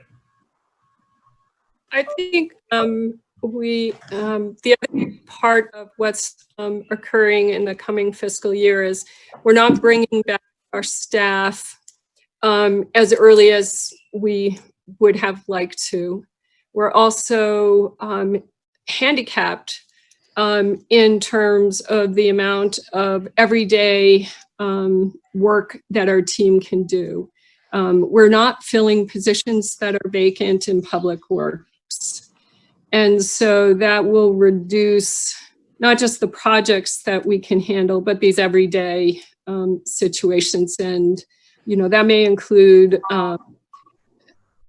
situations in which our the members of our general public are typically looking at street sweeping happening at a certain time, and that may be delayed. And we're going through that right now in that education experience with our citizens.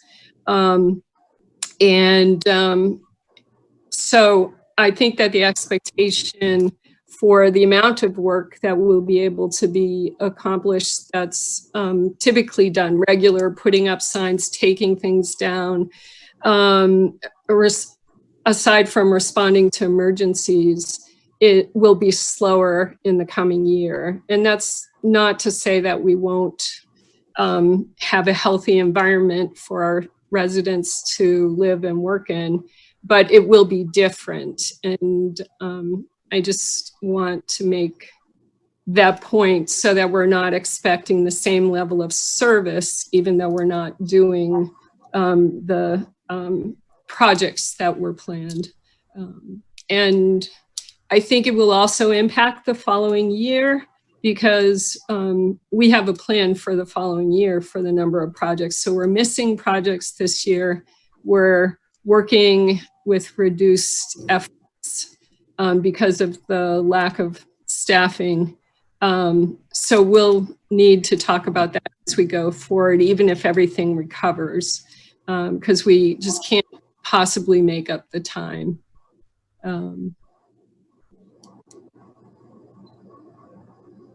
Yeah, everything's going to get pushed back into next year. So, right, there's going to be a domino effect. You know, it makes me think about, you know, that plan that we had to just keep up with maintenance. And I'm sort of assuming that that's what you're referring to. Really, like it sets us back a year almost. Well, and that, again, it's with the time, right? Like it just puts everything a little bit further out. So thanks for bringing that up too, because I think that's important. I'll give you a good example. We have some problems on Nelson and Ridge Street resulting from last year's situation in which we had to repair the street. So we typically would have taken care of the issues with the pavement there within 24 hours. The cones are still up. It's been almost a week. And we'll be getting to them within the next few days or early next week. But repairing 5 you know, culverts along that street has taken us far longer to get to because of all the other emergencies and issues and regular work that was in the queue. So that's a really different level of service for the community. And part of the reason I'm mentioning it is because as we move forward, you all may be getting some calls or concerns registered with you from your constituents, because it's one thing to have that go on for a month or 2 months, but to go on for 6 months may be a different story. So, and every day we're trying to adapt and decide how to be more proactive. We are working on it, but that's the reality we're facing with the cuts and the budget that we have. Thank you. Yeah. Connor, did you have something you wanted to ask? No. Oh, okay. I thought I saw a quick hand, but I was wrong. Anyone else council have a clarifying question at this point?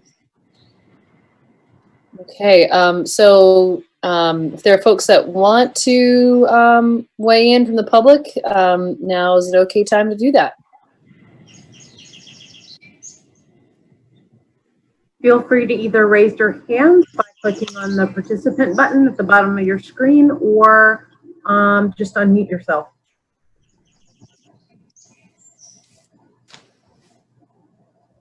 Mayor, I'm not seeing anyone. Okay. All right. Well, there is otherwise no action to be taken on this item as we approved it last time. Thank you again. Thanks for letting us have this conversation again, and glad we were able to give some other folks a chance to weigh in on it. And thank you again for your good work on this. And, you know, we're going to hope for the best and see what happens. Okay. All right. So moving on then. So we're on to discussion about Langdon Street. So we have a recommendation from staff here, and I know, Connor, you were a big part of that as well. So thanks for your time, and thanks for staff's time figuring this out. Either Bill or Connor, would you like to? I'll start and then turn it over to Donna and Connor. Donna, okay, yes, right. So at the last meeting, the council directed the staff to look at an option which closed off completely the back section of Langdon Street. And we did do that, and we did draft up a plan for it and discovered a fair amount of concerns with it, including the need to turn onto private property to make turns, that, you know, sort of creating a dead end. And so, but we were, in looking at that, Donna and Connor and some folks from our DPW met with folks on Langdon Street about what, you know, to try to understand what they really needed and what worked with them. And understanding that this doesn't necessarily get us to the point of, you know, this vision of wanting to close the street. And we continue to have the same problems, you know, the access that can't be solved in the short term, I think. So I'm going to turn it over to Donna and Connor. They spoke with folks, and so this proposal basically reflects that conversation, which hopefully will allow particularly the restaurants to expand out and still allow full access to the street for the people that need it. So there you go. Connor, do you want to go first? No, I think, like, you know, sort of the genesis of this is to help the businesses on Langdon Street get things up and running, get employees back to work, make sure we don't have more empty storefronts there. And, you know, I think I come in at it with the direction, let's just get it done soon. Let's get these tables out there so they can get back to work. I think there's a lot of logistics to be worked out. There's way more. When Don and I went down the street with Chief Gowans, and you know, we were talking to folks, and it's like, could we just simplify this as much as possible? And the simplest answer is just close that one lane there, let them expand out. We spoke to other business owners, like Juliana at J. Langdon, and she was like, let's just, you know, it's a team effort on Langdon Street. Let's just get it done. I have, I'm not gonna lie to you, I have fantasies of Langdon Street someday becoming like a mini church street. I would love if we had cobblestones on there, festivals going every weekend. It could be a beautiful thing. But that's not the purpose of this. This is an economic development issue. So I think as it was written up, I think it gives us the ability to get done as quick as possible. And as the summer goes on, you know, we could always tweak it or something, but let's not lose focus of where we're actually at. Let's keep businesses open. You know, Corey chimed in from DPW. Other restaurants might want a similar accommodation, but if you look at it, it's not too many, and we can take it as it comes. So I think this is a very reasonable plan to just get up and running as quick as possible. I think so. I think the benefits of this plan are that it addresses traffic and creates a safe environment for delivery trucks, the maintenance of the separation between a public way and private property, It allows significant room for the restaurants to utilize to their maximum benefit. It keeps the people who would be using those restaurants in a safe situation. And as Connor represented, it can be put together in a relatively short amount of time. It still allows some parking on the streets, which was also a situation that was becoming bothersome. It doesn't require any of the off-street parking that where private citizens and some of the store owners currently park. So we resolved all those issues by coming up with this solution. I think it's an interesting opportunity to begin to jump into this, test the waters, create an opportunity to see what else can happen. And I think because the conversation we've already had was very much a team effort by everybody participating in the conversation, that we can overcome whatever small hurdles we need to in quick time in order to keep this going as successfully as possible. If the worst case occurs, people don't come, the restaurants aren't satisfied financially or otherwise with the program that we've laid out, it can also be taken apart very quickly without a lot of infrastructure change or damage to anything surrounding it. And we can move on to another potential solution, or something else will happen that allows them to open up and have more indoor seating. So I think that is the best option we have right now to satisfy all of the different perspectives that we were trying to deal with. And I see that Bob Gowans is on this Zoom meeting. And so, Bob, if you want to share any information, I'd invite you to do that because you were an integral part of those conversations as well. No, the only thing I would add is that this plan allows for a consistent emergency vehicle access. It doesn't completely shut the street down. So it's a good plan. It allows the restaurants to get open and accommodates emergency vehicle access. So I think it's probably the best solution we have right now.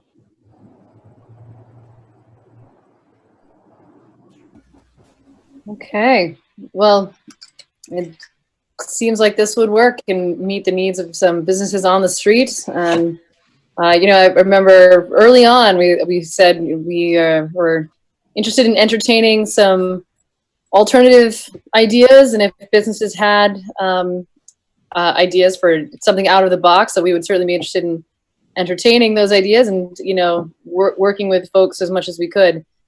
So it seems like this is gonna work, particularly for a couple restaurants on Langdon Street, which is excellent. At least that's my opinion anyway. I'm gonna just check in with councils first, and then I see Elizabeth, you've got a comment, but anything from council here? Yes, go ahead, Donna.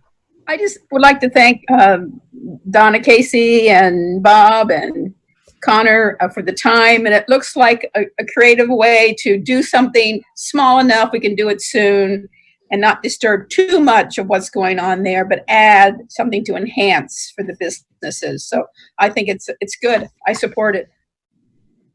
Jack.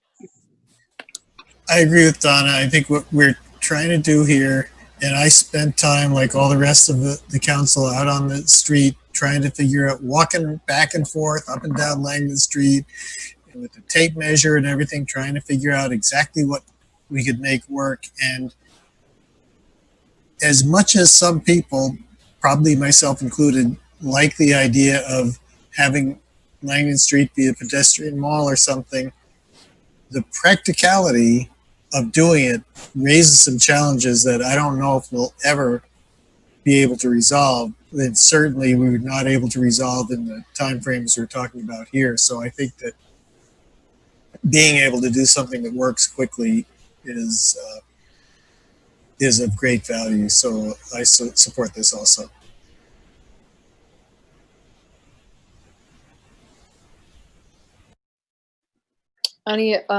What else? One question I have, just to clarify, sort of like talking about the flags and how long the flags stay up for. With this change, as it's a temporary change, I assume if we that this would be for the duration of as long as parking is free, basically, downtown, and that if we wanted to extend it beyond that, I assume we'd have to revisit it at that point. Is that a fair statement? I wouldn't necessarily link it to the parking because we don't know what could be, we may want to bring that back even without changing this. We're not sure about that. We're still trying to figure that out. I think our assumption it would be through the same period of time that we authorized the parklets, the temporary parklets. So that was like October. Whatever. Oh, okay. Got you. Yep. And then, by then, the practicality is that the demand for the outside seating will resolve itself as it gets later into October because people won't want to sit out as much.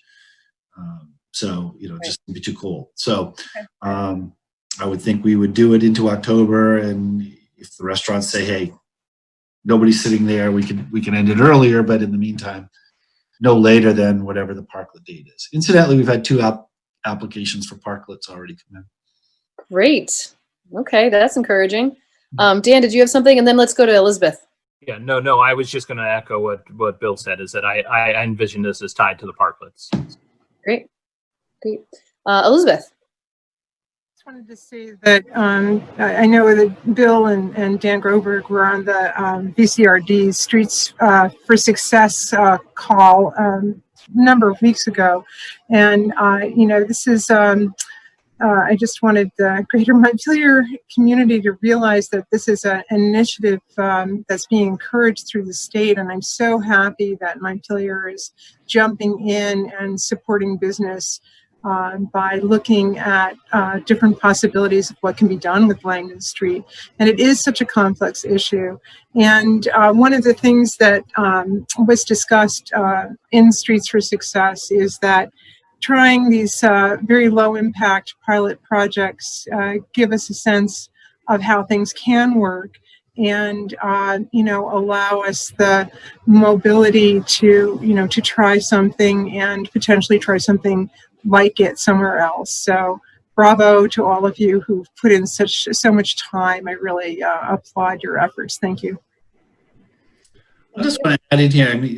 Actually, you guys should vote on whether you want to do this temporary thing. I had more of a long-term comment.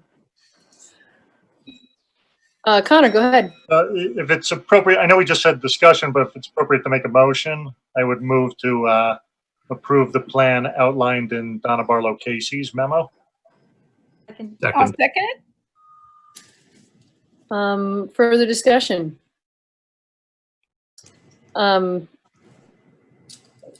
the only thing that I want to raise there is so the barrier between that we're picturing was the snow fencing. Yes. How are you feeling about having traffic right there with I know this is like, I'm in favor of it. I'm going to vote for it. Well, if I needed to, probably I wouldn't need to, but I'm curious for your thoughts on the safety of having because even for parklets, we're like, oh, it has to be something, substantial and reflective, etc. What are your thoughts on having traffic right there next to folks? So there's actually enough room. We measured it out. We could go as far as the direct center of the street and set the tables slightly back from the edge of the snow fencing that's held up by orange cones. The approaching traffic would have sufficient time to identify that and see that in advance. We'd bring we're bringing the fencing down and then to the right before you get to the restaurants. So I think that that works out really nicely for us because we're taking the other half of the street and then the parking area. So even trucks would have the ability. We measured it off and looked at it. So I think that it will work and it will be safe, and the people who are sitting in the restaurant at the restaurant tables will also feel safe. But if not, we can easily modify that. And we would respond to that pretty quickly. So. Okay, great. Thank you. I just wanted to make sure I just raise that issue. Okay, so any further conversation on this? And Cameron, anyone that you're seeing has got a hand? Okay. All right, so any further discussion? All in favor, please say aye. Aye. Aye. And opposed? Okay. Great. Well, so when do you suppose this will be able to go up? We'll have that I'll have that conversation with my team tomorrow, and we'll see as soon as possible. That will be our goal. Well, and fully understanding that you all are quite stretched. So thank you. Yeah. For this, we'll make a great effort to act quickly and get it pulled together. So great. Okay. Well, thank you. Thanks everyone for your work to figure this out. All right. So the next thing up was the coronavirus COVID-19 response update. So I'm guessing I should be turning it over to Cameron on this. Go for it. There's a theme. So I sent the memo out earlier, and for members of the public, the memo will be on the agenda packet for tonight, first thing in the morning. So I'm going to go through this real quick. The state update since last time we met, the governor has put forward another economic recovery and relief package. I'm asking for $90 million for phase 2. This plan has gone to the legislature for consideration and action. On June 15th, the governor updated and extended the state of emergency in Vermont through July 15th. So for us, that sort of impacts the fact that we can continue to do Zoom meetings and not have a staff member or a council person in the room that the public needs to be able to access through July 15th. That goes for our committee meetings as well. He also ties into our mask regulations, right? Yes, it does. Thank you. Sorry, can I just clarify that for 1 second? So are committees able to meet after, I know we'd had sort of a moratorium on committees, but after July 1st, it's okay for them to meet, but they have to meet remotely? Yes, we're encouraging everyone to continue to meet remotely. Okay. Staff is slowly returning, and so committees were asking them to work with their staff representative to get their schedules back up and running. Perfect. Okay, thank you. He also put out additional guidance providing that campgrounds and marinas can operate at almost at 100% capacity. On June 17th, they have eased restrictions on Vermonters in long-term care facilities, hospitals, and for those over the age of 65. Beginning June 19th, outdoor visitation has resumed at long-term care facilities. Long-term care facilities can allow for up to 2 visitors per day per resident, and those meetings have to be outside only. Vermonters over the age of 65 are no longer required to stay at home, but they have asked them to take special precautions when they are going out. They also issued guidance restarting senior centers, but I'll touch a little bit on that further down this line. June 19th, they did have some more, as they call it, the turn of the spigot. Effective this Friday, June 26th, restaurants, arts, culture, and entertainment venues can go from 25% to 50% capacity. The cap for indoor establishments is at 75 people, and outdoor operations are capped at 150 people, or 50% of their total capacity, whichever is less. And then today, the governor held a press conference where he discussed the following. He did remind everyone that the census is very important, so I do kind of want to take a moment to remind folks to take the census. Vermont is currently ranking 47th out of all 50 states, and those who have done the census. It's very easy. It takes a couple minutes. You can get to it at 2020census.gov or calling 844-330 2020. This week, Vermont state parks are all opening with day use activities, tents, RV sites, and lean-to camping allowed. They did also have an online reservation system put up. You can find that at the Vermont State Parks website. There is also a new outbreak that they announced in the Fairhaven region with about 12 cases connected to a single employer. They're still testing employees, and the state is offering more testing opportunities in the Rutland area for residents. So that's the state updates. For our updates, we do want to let folks know that we are opening our pool pavilion now for renters with a packet in, packet out policy regarding trash, and with understanding there's reduced recreation staff able to maintain it to its full extent. The city phase 1 reopening plan was approved, and we are starting to reopen this city hall facility on Tuesdays and Thursdays for appointments starting July 2nd. The Porta-Johns behind City Hall and the Senior Center will remain until we're able to open City Hall full-time for bathroom access. I'll remind the public that if you are coming to use our restrooms or the facilities, we are opening the downstairs bathrooms for the public and ask you to come through the back door of the building because it's easier to access the bathrooms that way. Regarding the Senior Center, the governor did announce that senior centers could begin the process of reopening. We are still without a lot of our staff that supports that department right now. So as they start onboarding, we will be creating plans to open. We want to make sure that we are compliant with the state guidelines and are as safe as possible. So at this time, the earliest date we can expect the senior center to reopen under limited circumstances is August 10th, but that is only an estimate at this time, and we will keep you updated every step we take to open that center. You know, the folks that go to that center are at our highest risk, and we do want to make sure that their safety is our highest concern. I just want to reiterate that the City Council's mask ordinance is now extended to July 15th, like Bill mentioned, because of the state of emergency has been extended. Also, to make note that Councilmember Erickson, in partnership with the City Manager's Office and the Hunger Mountain Co-op, will be purchasing masks. I didn't have an update on that timeline. I didn't know if you wanted to give an update, council member, but I just put that in there because I know that that's something that we are working on. I just heard from the co-op yesterday, and they're still waiting on delivery.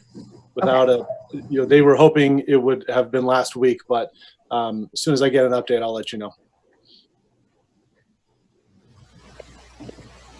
As I've been updating you on our city communications, we had a little bit of a turn. We have been trying to post more about social issues and communicating your information regarding those issues. So our COVID-19 related posts have gone down a little bit, and now we're averaging this month, or since last update, over 600 interactions each. So we're still doing really well, and we're still reaching quite a few people. I just want to let you know, I give you these updates because I just want to let you know how our reach is going. We are communicating in multiple different ways, but that's the easiest one for us to track the metrics for. So that's my update for this week, if anyone has any questions.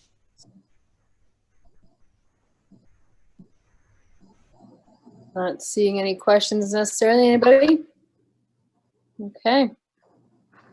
Actually, I do have a question. Actually, this is something that's come up sort of periodically over time with either the COVID updates or actually this is a little bit not related, but just thinking about our weekly reports. Do we have a listserv that the general public could be on that would potentially receive either the council reports or these kinds of updates? I'm assuming we don't, but no. Yeah, I'm looking at Bill. I don't believe we do. No, we don't have a listserv. I mean, we are on the social media, we're on our website and those kinds of things, and but no, we don't have a specific local. I don't know if I do kind of wonder if that would be of interest. Has anybody else heard anything that would be useful? If not, that's fine. But just always trying to think of like what are ways that we can get the word out to folks. And Yeah. We can Anyway. certainly look into Forum that. We is- could also, oops, sorry. I was just say it feels a little, to me at least, like Front Porch Forum is the community listserv. Yeah. Yeah, that's There's fair. also, we could be more proactive about putting the weekly report in full, either linked or in full on Front Porch Forum and other means. So yeah, just to help keep people informed. I think that would be useful. I think a lot of folks don't know the good work that we're doing, and that would be one just an additional way to help highlight just either what's going on or just help keep people informed. Jack. Now, I think I'm confused. I heard Bill and Cameron say we don't have a listserv, but is it possible for anyone to subscribe to get on the mailing list for the weekly manager's report? Probably. I mean, I think so. I'd want to double check that with Jasmine. I mean, I do think we have a list of people that have requested, and they're on the automatic mailing list. Yes. So maybe those COVID things should go to that list too. Right. Well, of course, the COVID updates are in the weekly report each week. Okay. Yeah. The memo I create for y'all on these nights is sort of a combination of my weekly reports plus things that I thought you may be interested in knowing. So yeah.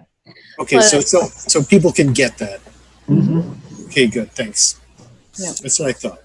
Okay. All right. Great. Thanks for that. Sort of a brief aside there. Any other questions or comments about this? Okay. All right. Well, thank you again. Thanks, Cameron, for keeping us all up to date on all this. It's helpful, especially as things continue to evolve. All right. And so we have the last item on our agenda, and it is not 10 o'clock. That's fabulous. So 5 Home Farm Way. So Bill. Sure. I'll start with a little bit of background just for all that are watching and also to help frame everything. 5 Home Farm Ways, property out near Agway. And a year ago, the city declared it a public nuisance due to its condition. It was considered to be a dangerous building. And the city actually fenced it and boarded it up and then requested a mitigation plan as per our public nuisance ordinance from the owner. And while this wasn't news to us at that time, it certainly brought a long-standing issue to its head, which is that the owner of the property is FoodWorks, which is a dissolved nonprofit. So the owner doesn't exist. There's a mortgage held on it by the Vermont Community Loan Fund for approximately $100,000. There is a preservation easement on it held on by the Preservation Trust of Vermont, particularly pertaining to the house and the front 2 acres of the property that they will be used. Technically, the house is supposed to be restored to sort of its period glory, and then the grounds are supposed to be used in a historically significant way. There's a conservation easement on the back, 12 to 15 acres, which is in the floodway anyway, not really particularly developable, and it's just supposed to be held in public conservation, and that's held by the Vermont Conservation Board, Vermont Housing and Conservation Board, excuse me. Adding to the complexity is the neighboring property, Connor Brothers LLC, has a right of first refusal to purchase the property that had been granted to them by FoodWorks, and that. And again, FoodWorks doesn't exist. The easement holders dispute the authority of FoodWorks to have granted that right of first refusal. So at the time of the public nuisance ordinance, our action declaring it a nuisance, a consortium of people headed by a gentleman named Jamie Duggan came forth and said, we'd like to try to save this building. We'd like to see if we can put together a fundraising campaign and bring you a plan, and including, and so the council said yes, with the proviso that you give us an update every 3 months. And they have been doing so. The last couple of updates had said we're engaging an attorney. We're trying to sort through these ownership and easement issues. And the most recent one was due a couple months ago, and because of tabling, we're just getting to it now. But the report, which is in the packet from Mr. Duggan, basically said, we think the legal issues are insurmountable and we don't have the wherewithal to move forward with this.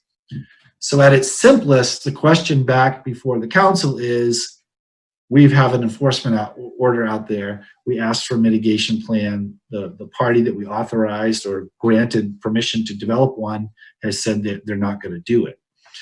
So, you know, our options are to move forward and schedule it for demolition, set a date, do nothing. Having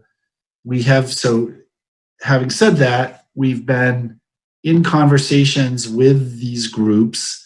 I think there's a little bit of a waiting to see who goes first. I think some of the groups want to see what the city chooses to do.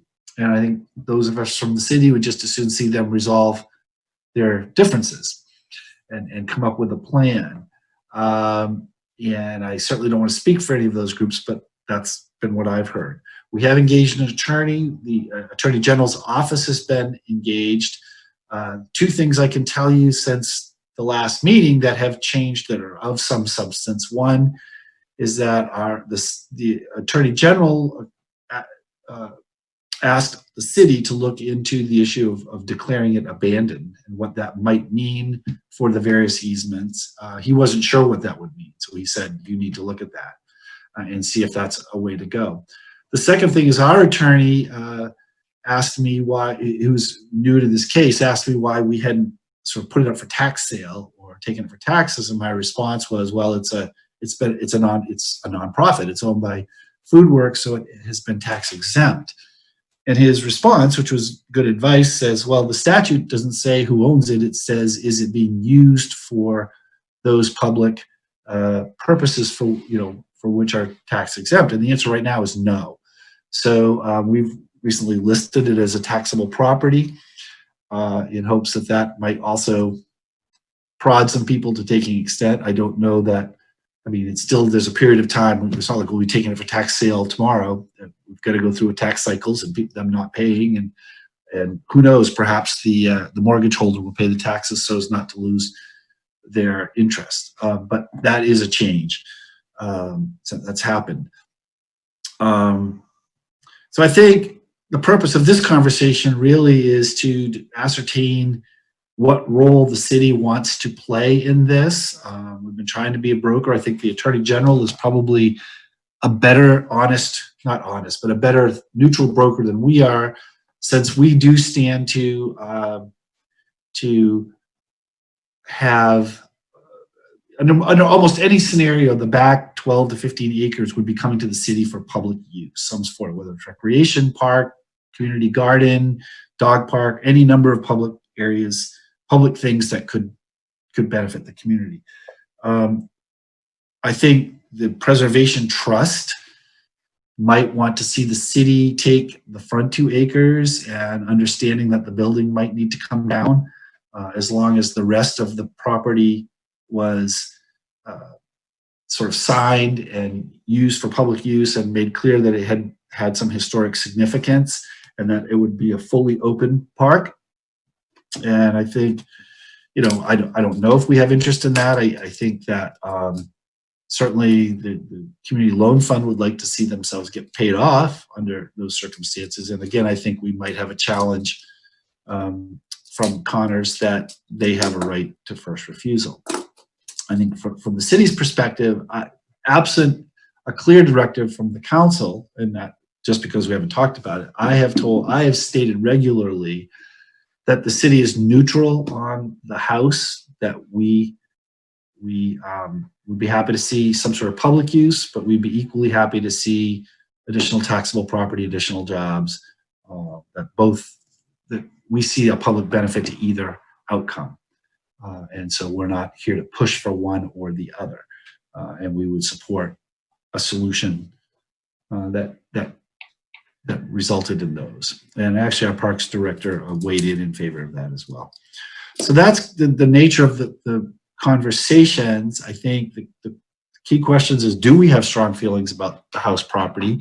Are we wanting to move forward to address the nuisance, or are we wanting to sit tight and push the negotiations a little bit? I do think some of the city's actions have prompted conversations that had not happened for 4 or 5 years. This isn't a new scenario.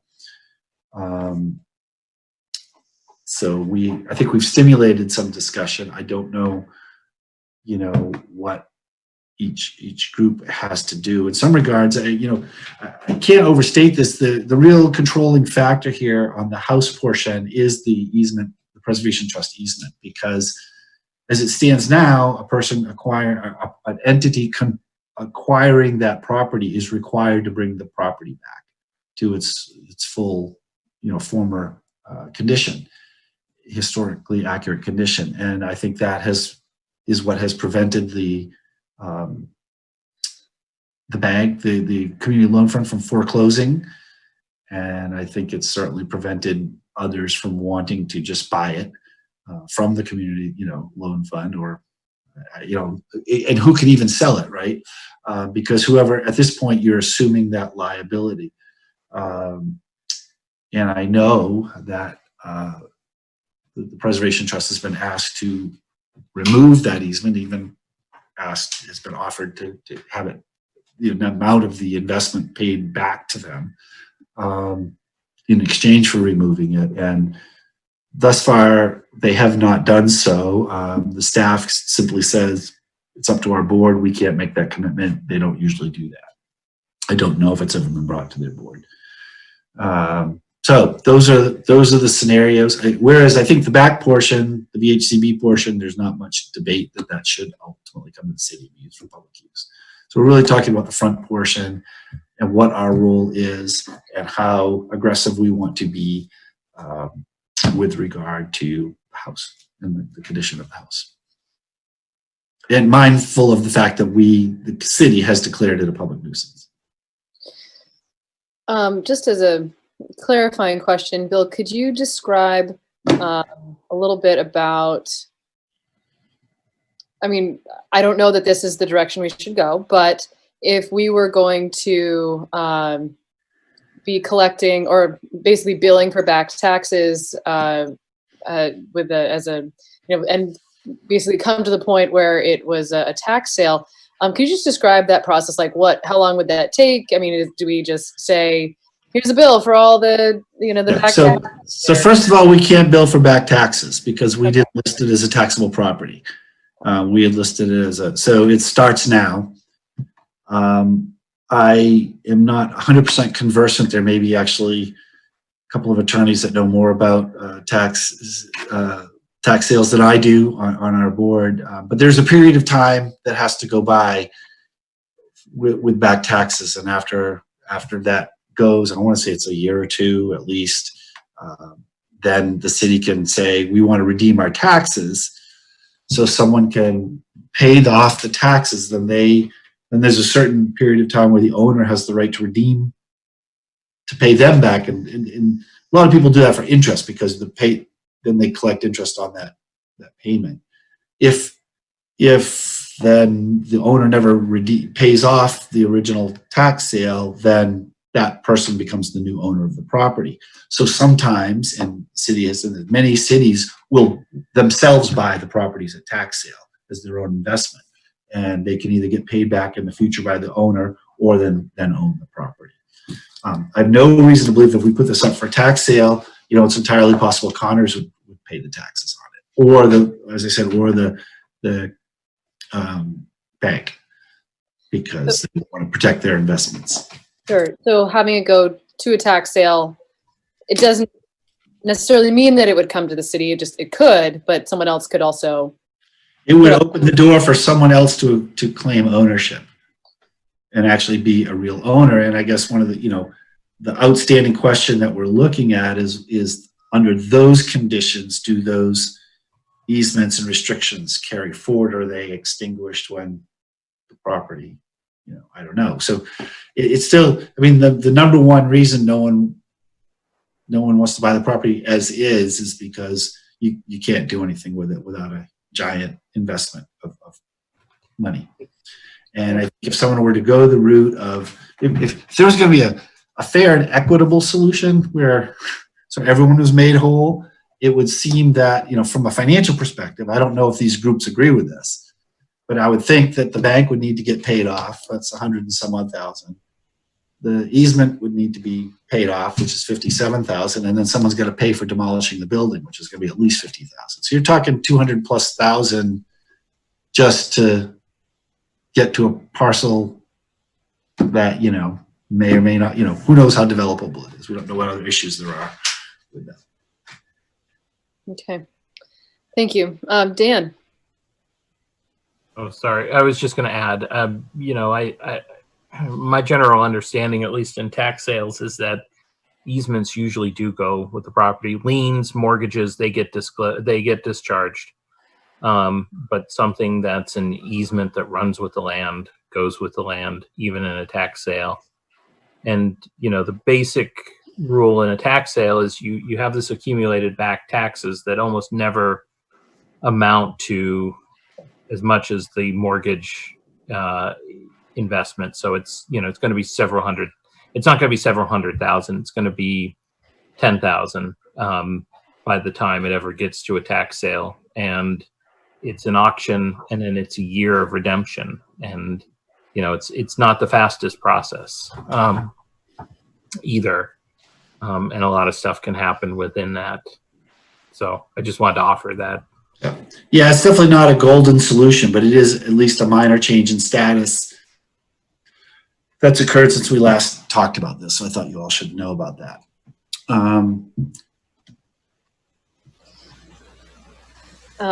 I still feel like I have some questions. Like, for example, Dan, I'm not necessarily familiar with this process of redemption. Can you just, what does that mean? Sorry. That's okay. No, it's a wonderful process. So what happens is when you have back taxes, and there's no real fine line to when you have to, other than I think 8 years is the limit. You can't collect more than 8 years back in back taxes. So usually when properties accumulate a certain amount, Bev Hill for the city of Montpelier does it. She'll list it for tax sale, which means it goes to a public auction.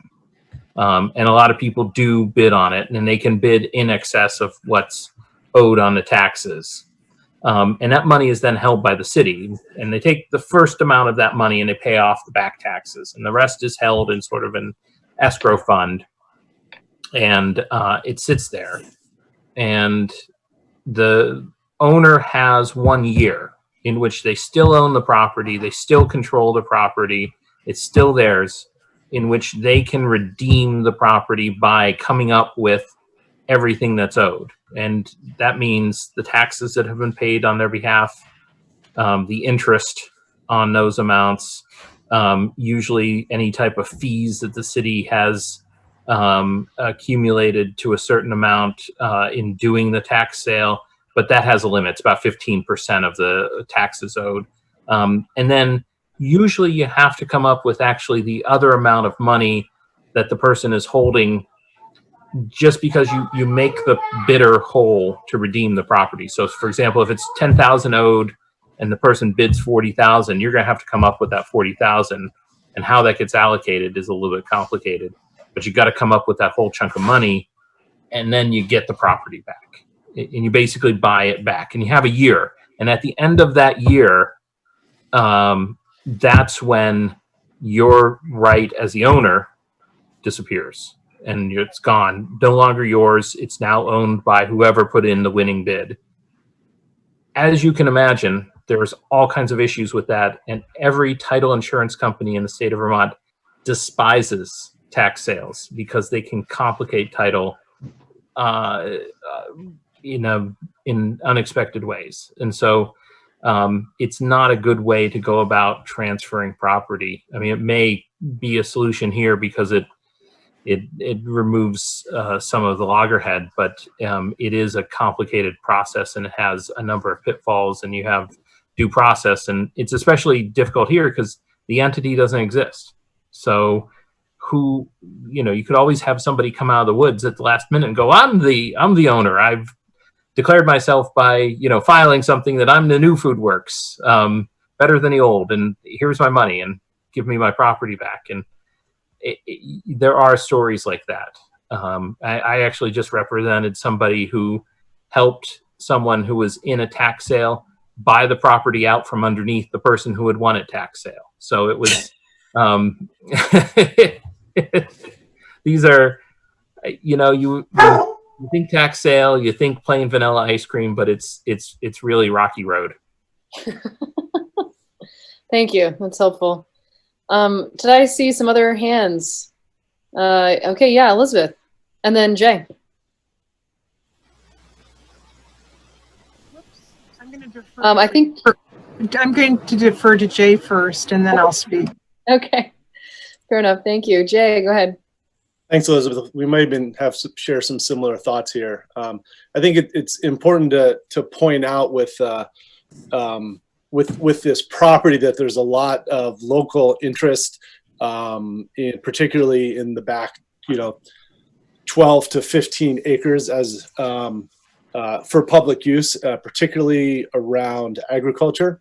It is in, like Bill said, in the floodway, and so it's got high quality soil. There's also a great potential. The far end of the property is the confluence of the Stevens branch and the Winooski. So there's a lot of great river access potential throughout the property. And so I know that not only has the newly formed Food Security Coalition spent time there, but also and talked about the potential future once once this Gordian knot of the legal issues around the building are unraveled. But there, there's just it's already being farmed on a small scale, so there is a lot of potential to increase the capacity, to potentially even repurpose the building and see this as something of a Montpelier version of an Intervale. So something at a smaller scale is very real. And I know that one more thing I'll add, and then I'll hand it over to Elizabeth, but also is that, the director of our parks department and other folks in parks have been working there and have a lot of interest in the potential of the property overall. Thanks. Go ahead, Elizabeth. So I just wanted to say that I don't know if we've really made you all aware of the fact that there's a very vital food security coalition that has been meeting 4 times they've met now, and there are a number of working groups, one of which is around Two Rivers Farm is what we're calling it, not 5 Home Way. But anyway, in my history, I don't know, 35 years ago, I lived in Marshfield, and we took the Marshfield Village School and made it into a multi-purpose community center. And so I was the chairman of the Economic Development Committee in Marshfield. You know how small that is, but we raised then $500,000 to rehab the school. And so I look at that building and see so many different components of where funding can come from. And I have great hope that it can have a historic preservation part. It could possibly have housing on the 2nd floor for, farmers who are having small plots in the back 40 or 17 or whatever it is, and then have meeting space and some processing and storage space in the barn. And that there are multiple streams of grant money that can come in to bring it back to its former glory. So I know I sound like a dreamer, but I have had some background in this, and I'm starting to look at the options. We had a wonderful informational interview with Will Rapp about Intervale and its beginnings. We've talked with Grow Food Northampton. We're just starting to interview a lot of communities that have managed to raise significant amount of money and also have created a lot of jobs. The goal would be food production, job creation, housing, and energy from our perspective. So anyway, as more information becomes available from our end, we'll definitely share it with you. But we have yet to, we're just starting to talk with the, oh my gosh, I have to get my nomenclature here. I may have to put on my glasses. Vermont, oh yes, the Vermont Housing and Conservation Board. And we haven't talked with the AG's office yet. Bill's got a lot more information. I was interested in hearing it. But we're just starting to kind of understand the little Gordian knot that we have to deal with here to move forward. So that's my update, just to let you know that that's out there in the ethers. I'd advise you to also talk to Preservation Trust, because even though they go through VHCB, they're the ones who actually hold the easement on the house. Right. It would seem to me that to do what you want to do affordably, they're still going to have to relax their easement somehow, because I don't yet. I love your vision for this property. I've also heard for 5 years or so different people with this similar type vision who have been unable to put together any kind of funding to do it. And that's not me. I know. But, so I'm just saying is that I think from at this point, the city has really only two roles in this. One is we are the potential owner of the back 15, which I think I need to speak for the council, but I don't think anyone objects to that. I think that's a great, thing. And we have a public nuisance that we're responsible for dealing with. And other than that, how other parties can sort this out is fine. And but someone has to budge somehow. There's got to be, there are a lot of players that have a lot of stake. And,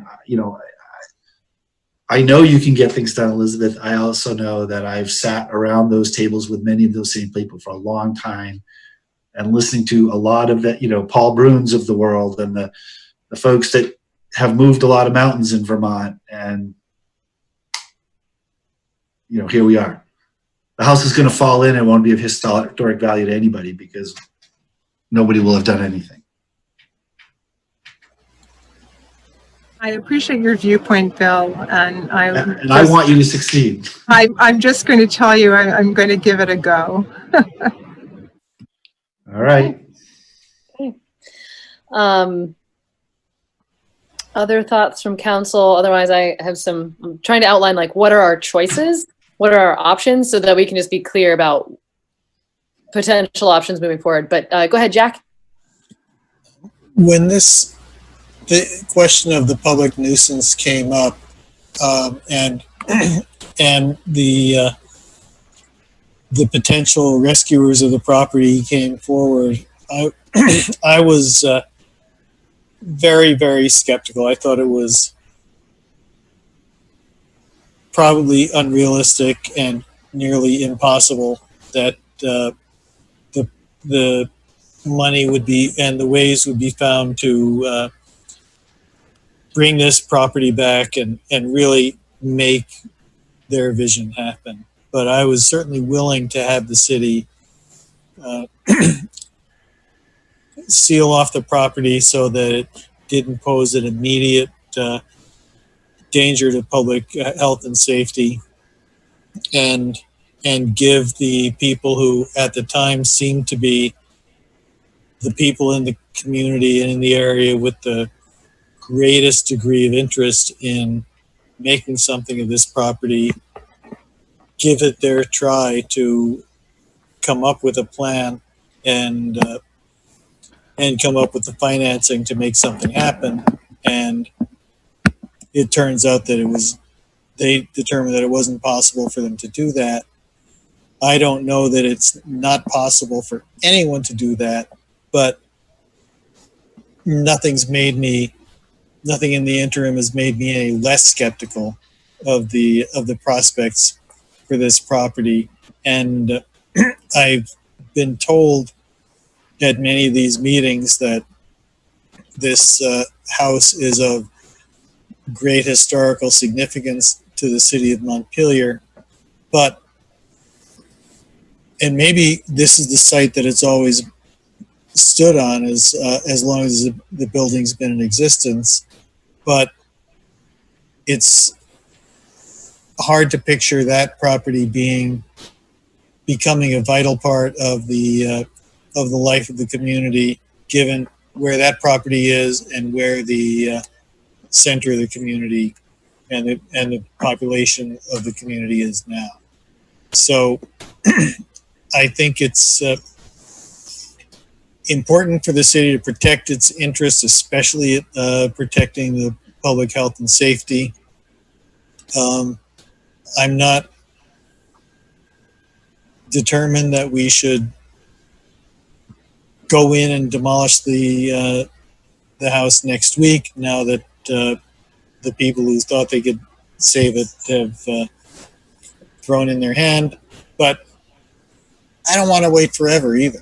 It seems as though, you know, waiting forever is what's gotten the building to the place where it's potentially falling down, and so I think we should be realistic about what can be done and who's going to come up with the money, what's a realistic timeline, and not wait around forever for it. With regard to the, you know, we know that we have a real estate developer who has a track record of developing good properties in Montpelier and providing economic benefit to the city, who wants to do something with the property. And I don't think that's nothing. I see the value of a park, and you know, the mention of a dog park is a good idea, because that's something lacking in the city now. Also, it's worth keeping in mind, though, that the demands of adding parkland to the city aren't just finding the land and declaring it a park. And, you know, does the Parks Department have the personnel to manage another 15 acres of parkland? And I think that's another question that we would want to look into before we decided to turn it into a park. So I'm happy to give Elizabeth or anyone else who thinks they have a reasonable shot at doing it, a reasonable chance to try, but I'm not interested in waiting forever for that to happen. Thank you. Any other thoughts? So I feel like I have three options in front of us, and if there are more, if I've missed any, please, you know, chime in. But I mean, option one is do nothing right now, which is, I'm not sure how I feel about that. Option two is move forward to initiate collecting taxes on that. Do we need, but would we even need to vote on that? That's done. That's done. Okay, But- so that's, okay. But that's still going to be years away before that really Right. all makes a difference. Right. And so then the third option, and maybe there's a fourth option here, but the one third option anyway, or I guess it's really a second, since we've already initiated, you know, collecting taxes on it, is to pick a day that we would choose to demolish. Well, but then actually, let me back up on that. Would we, I guess, in the absence of any other plan, any other mitigation plan, would we have the authority to go demolish it? I think we would. We do under our ordinance, and we would then attach the cost of demolition to the property. Now, you know, I don't know if the house is gone, what that then means, you know, how restrictive the easements are, because now no one has to restore the house to its former condition. So I don't know how that plays out. I'm not recommending this, we necessarily do that, but yes, the city can, we're allowed to abate a public hazard. Yeah. One thing we might, go ahead. So, well, I was going to say, I mean, another potential choice we could make, and this is not necessarily even precluding other, you know, that option. It feels like there could be an opportunity to have a group of people come together to do some visioning for the property, even if it's just for the back part. If part of the, you know, vision collecting for that property includes something for the building, then, you know, great.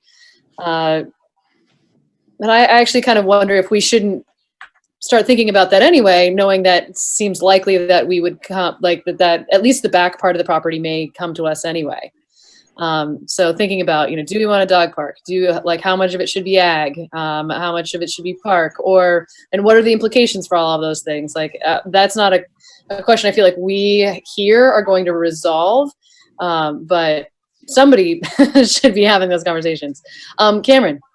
Well, Alec isn't here, so I do want to sort of, don't want to put words in his mouth, but that is a space that he's interested in, as Jay said earlier, is developing and working on in an agricultural way right now. So I would just advocate, sorry, I just don't want to be in the dark. I would just advocate for including them in that visioning and let them lead that, because they do have some really big ideas for that space in its entirety. And they would be able to tell us if they do have the capacity. Because it's in the floodplain, I don't know how much it's able, like walking paths.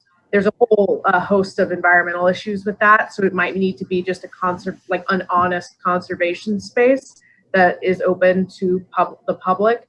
If I remember my conversations about that plot of land correctly, but there is some visioning work already happening, and I would urge you to allow them to be the sort of lead that you asked for that work.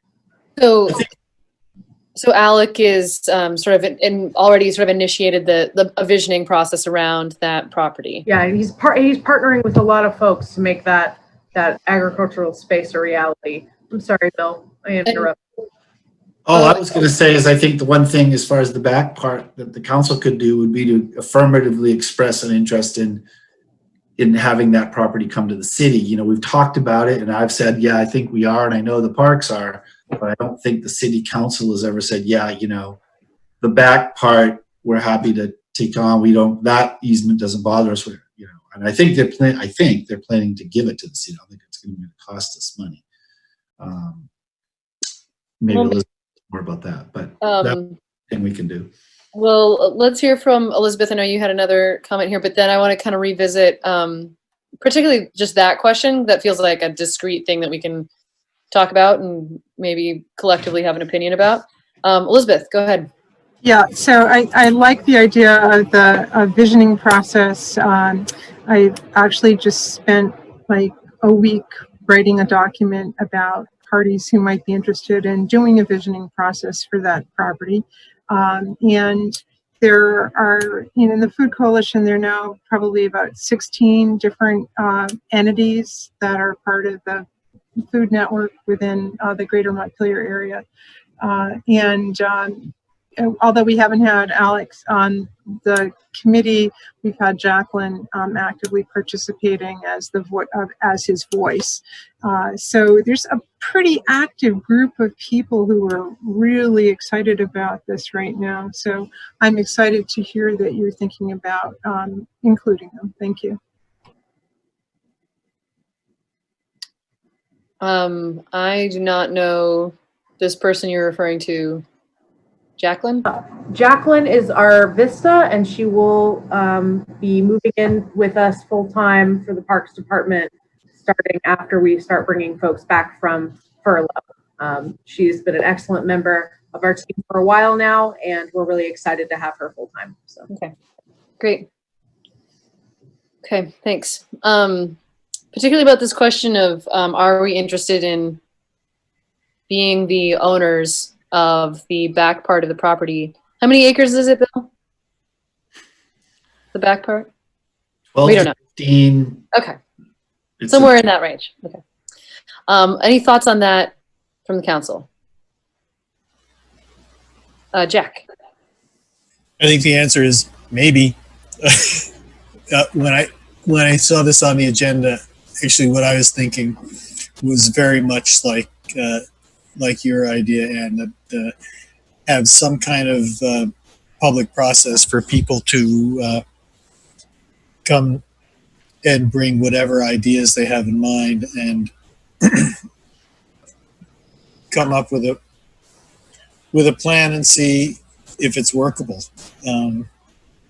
And so that's what I would suggest we do: set some time for it to start, and some time for them to have a product, and proceed from there. So are you suggesting that like we don't set effectively like an execution date until this visioning process is over? Is that like what you're thinking, or is that not? No, that's totally what I'm thinking, assuming that it's a reasonable timeline, which I'm thinking is probably 3 to 6 months. I don't know how long it takes to do something like that, but that just is what feels right to me. That seems fair. Any thoughts on either that or the idea of the city owning the back part? I'll just speak for myself and say that I'm interested in having the city own the back part, whether that's for a park or any of the other ideas that have come up. I think it has a lot of potential, and particularly since it is the floodway, that there's limited possibilities for it. But even the possibilities that exist, I think, are purposes that might serve the city. So one suggestion we could do, I see, Bob's still on the call, is we could re-inspect the building. We haven't been there, I don't think, since last year. And so, and maybe I'm wrong about that, but we could assess its condition. Has it worsened? Is it more dangerous? And that might also inform our decision making. If it stayed relatively stable, then that might say, okay, we can allow for a longer. It's because our issue is the public nuisance and making sure it's secure, and making sure that if someone, homeless people, whoever were to get in there, that they're, or just kids breaking in for the heck of it, that they're safe, that there wouldn't be a calamity or a disaster. So that might be one step we could take in terms of figuring out how imminent the demolition ought to be, and then maybe set a period of time, whether it's for a visioning or just simply we'll accept proposals. We'll give you, set a date in the fall or something for people to come in and say, here's our ideas for the property. And maybe Elizabeth and her group will have organized a group, and it will be a single proposal, or maybe it'll be, people with proposals for private use. But I think part of those proposals has to be, how do we address these outstanding issues? It can't just be, we think this is what should happen to the property. It needs to be, here's how we're dealing with the easements, here's how we're dealing with the mortgage holder, here's how we're dealing with all of these other complications. Because if those aren't addressed, that's what's prevented all the other good ideas from going forward over the last several years. It's not. Okay, I saw Jay, then Donna. I'll defer to Donna. Go ahead. Well, this has been a long process, and I got really excited with proposals and the reports that kept coming back and kept hoping something would happen. I would like to see two groups. One start dealing with legality and what really is the ownership and all of that, and another group that does the visioning, and just take 3 months and see what we can do in that period of time. And then we may have to just cut bait and take the house down. But I'd like to see it approached two separate ways. I think they're different mindsets, so I think two different groups are needed.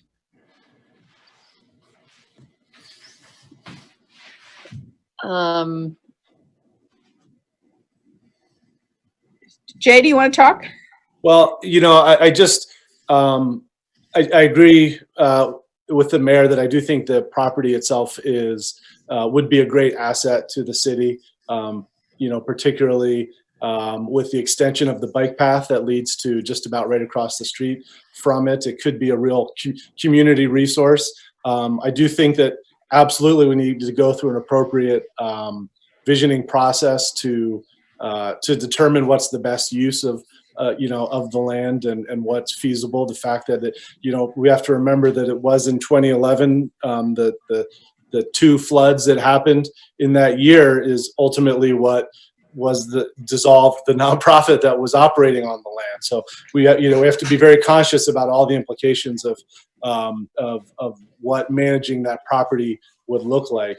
But I'm not necessarily going to make a recommendation on substantive steps that we can take as a council right now.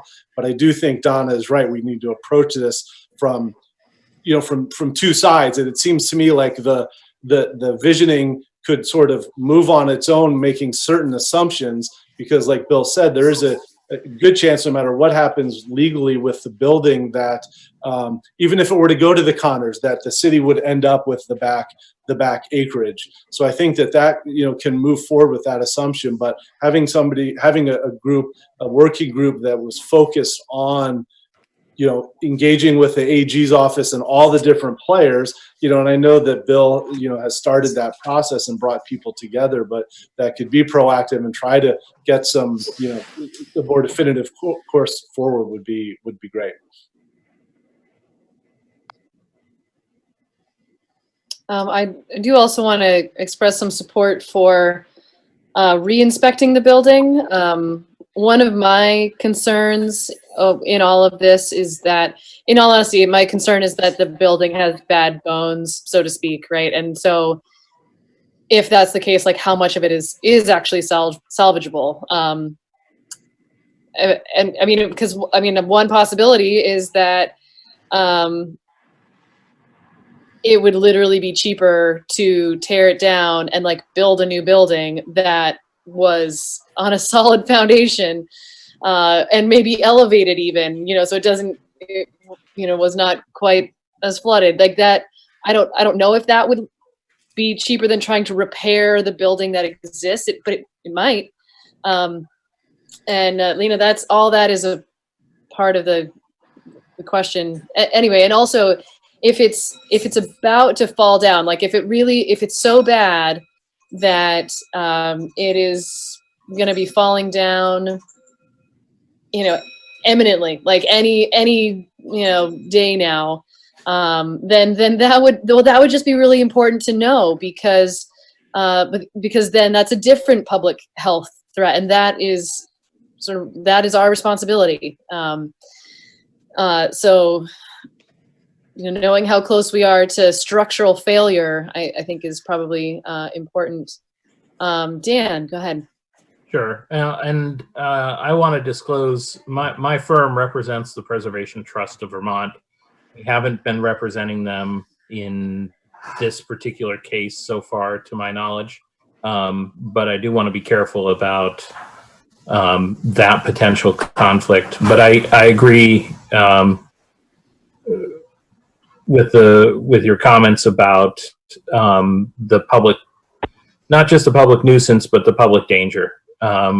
Because that is a structure, the liability to the owner, but also the danger presented by it may be enhanced. And if it hasn't been inspected in a year, I think it's important to just understand, are we dealing with an immediate emergency? And I think that would be, regardless of who has what interest in this, that's something that's important to know. And I think that's a critical first step to figure out what the public health, the immediate public danger posed by this building is or might be, and whether it could be used for some of the additional information, I don't know, and I'm not going to necessarily comment on it. But it strikes me that beyond that, Bill, did you get a sense of whether the parties were kind of at the table or whether they had sort of reached a stalemate as far as the various interest groups in this case.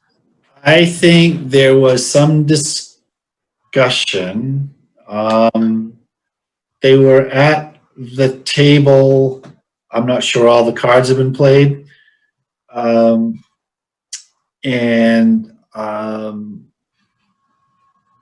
I think there are some solutions that are more sticky than others.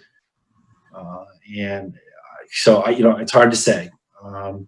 I think there seemed to be some desire to find out what the city was going to do. I've pushed back and said, well, there's a whole host of options here, some of which you are all participants. But I think they want to know if we're just going to tear the building down or if we're going to set a date, because then that creates a different set of contingencies for them. It sets, a decision from us. I think things the city could do in terms of decisions. One is just set a date to take the building down. Two is to say we prefer it be private development, or we prefer it be publicly held, or we prefer to have time for a group like Elizabeth's to see if the spirit of these easements can be maintained. So, but even some preference from us. Right now, I've just said any of it sounds great. We don't prioritize one over the other. We are interested in the back in theory, but we don't want to continue a public hazard of the building. But that's been my statement. So I think the pushback to us has been, well, then what are you guys going to do? Well, I mean, there seems like a couple of different things. I mean, I think there's the immediate threat, whether this is a danger, the stick house that's about to fall over, versus something that's just slowly decaying. But something you said earlier is that the city's not likely to get its money back that it invests in tearing it down. In other words, I say that, I mean, right, I could be wrong about this, but we're third on the line of creditors, right? Right. And so we would be doing that as a mitigation method. It would be a cost of enforcing. It would be the cost of mitigating a public danger. It wouldn't be part of a project cost. Right. Which I think makes sense if there's an imminent danger, as opposed to simply saying, in some ways, tearing it down makes it easier for sort of everyone and saves a couple of costs. So, I guess that's the one thing I guess I would question. Sure. And, Bob has been in that building. So he, last year, he's probably the most knowledgeable to tell us, obviously it's a year's old, but he, how eminent, at least whatever his take of the condition of the building is. Yeah. The last time we were in it, the entire building was not in imminent danger of falling down. The porches, there's a set of two-story porches on the front of the building that are in bad shape. They could collapse. Foodworks did a lot of work in that building, including putting a new foundation under about half of it. So the cement foundation under about half of it is not that old. What we will do though is we'll get back in there. We can get back in there in the next week or so and take another look at it. And I'll also bring Division of Fire Safety has a structural engineer who we have access to. So I'll reach out to him, or have Chris Lumber reach out to him tomorrow, and Chris and I'll get back up there with the structural engineer and take another look. That would be great. That's relevant going forward, is knowing exactly what the state of the building is that we're dealing with. Because it's one thing to have a wonderful vision, and it's another. I'm a pragmatist of the highest order, so I look forward to your report, Bob. So we could maybe conclude that, at least theoretically, it's not going to fall down tomorrow. Porches might, but the rest of it won't. Right. Lauren. I was just going to, I think that's great to get a reassessment of the state of the house. And then I was just going to go back to Donna's idea, which I liked, of having you know, one group that's really focused on the legal questions and one group on the vision for the property and the back property and maybe writ large. So and like with a real timeline, thinking to Jack's comment of, you know, not dragging things out forever. So maybe the 3 months was a good, you know, give us some time to really put something down on paper for the visioning and answer some of the legal questions, or if they're still just as much of a morass as they are right now, then that would be good to know too. And so I was just going to relift that up and see if there was interest in that approach. Well, it sounds like there is some interest in that. I have a few questions about that, but I just want to make sure we revisit this one topic. Does anybody particularly not interested in the back acreage? Jack is a maybe. Everyone else is like, I'm taking your silence as like, yeah, straw poll. Like, do you want the back acreage? This could be like maybe, or I don't know. Okay. So we have like 2 maybes, and I think we had more yeses. I don't think we need to vote on that. I just wanted to see where we're at. Yep. Okay. So that's one thing. In terms of, you know, having these 2 groups do visioning, at least in terms of like visioning for the property, whether that's the back or it's the whole thing.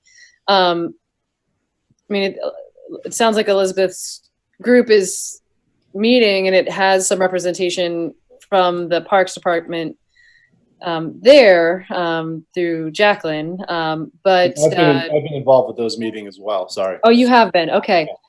Okay. Well, so, I mean, just zooming out for a second, like one of my concerns there is that if that is a desire of this council, that we have a visioning group that, I mean, one possibility is that those meetings should be open to the public. If it's like a council group. Like, so one question is like, is that a council group or could it be a private group? And then, you know, y'all are just doing your own thing and really under the auspices of a different organization. And so that's fine. I just think that it would be good to be clear about that. Or are we sort of letting the, you know, are we endorsing the work of this group, or, you know, or even like going to delay things for the sake of a private group, or is it our own group? That's really my question. Before you go, Elizabeth, any thoughts from council on that? Yeah, Jack. I said that I thought it should be a private process or a public process. The more I think of it, the more I think maybe it doesn't have to be, because, you know, we know of a group of people that is already thinking about or working on ideas for what could happen to the real estate. But there could be other people who also have ideas who might, if we say, okay, we want to have somebody come to the council by whatever date, October 15th or whatever date it is.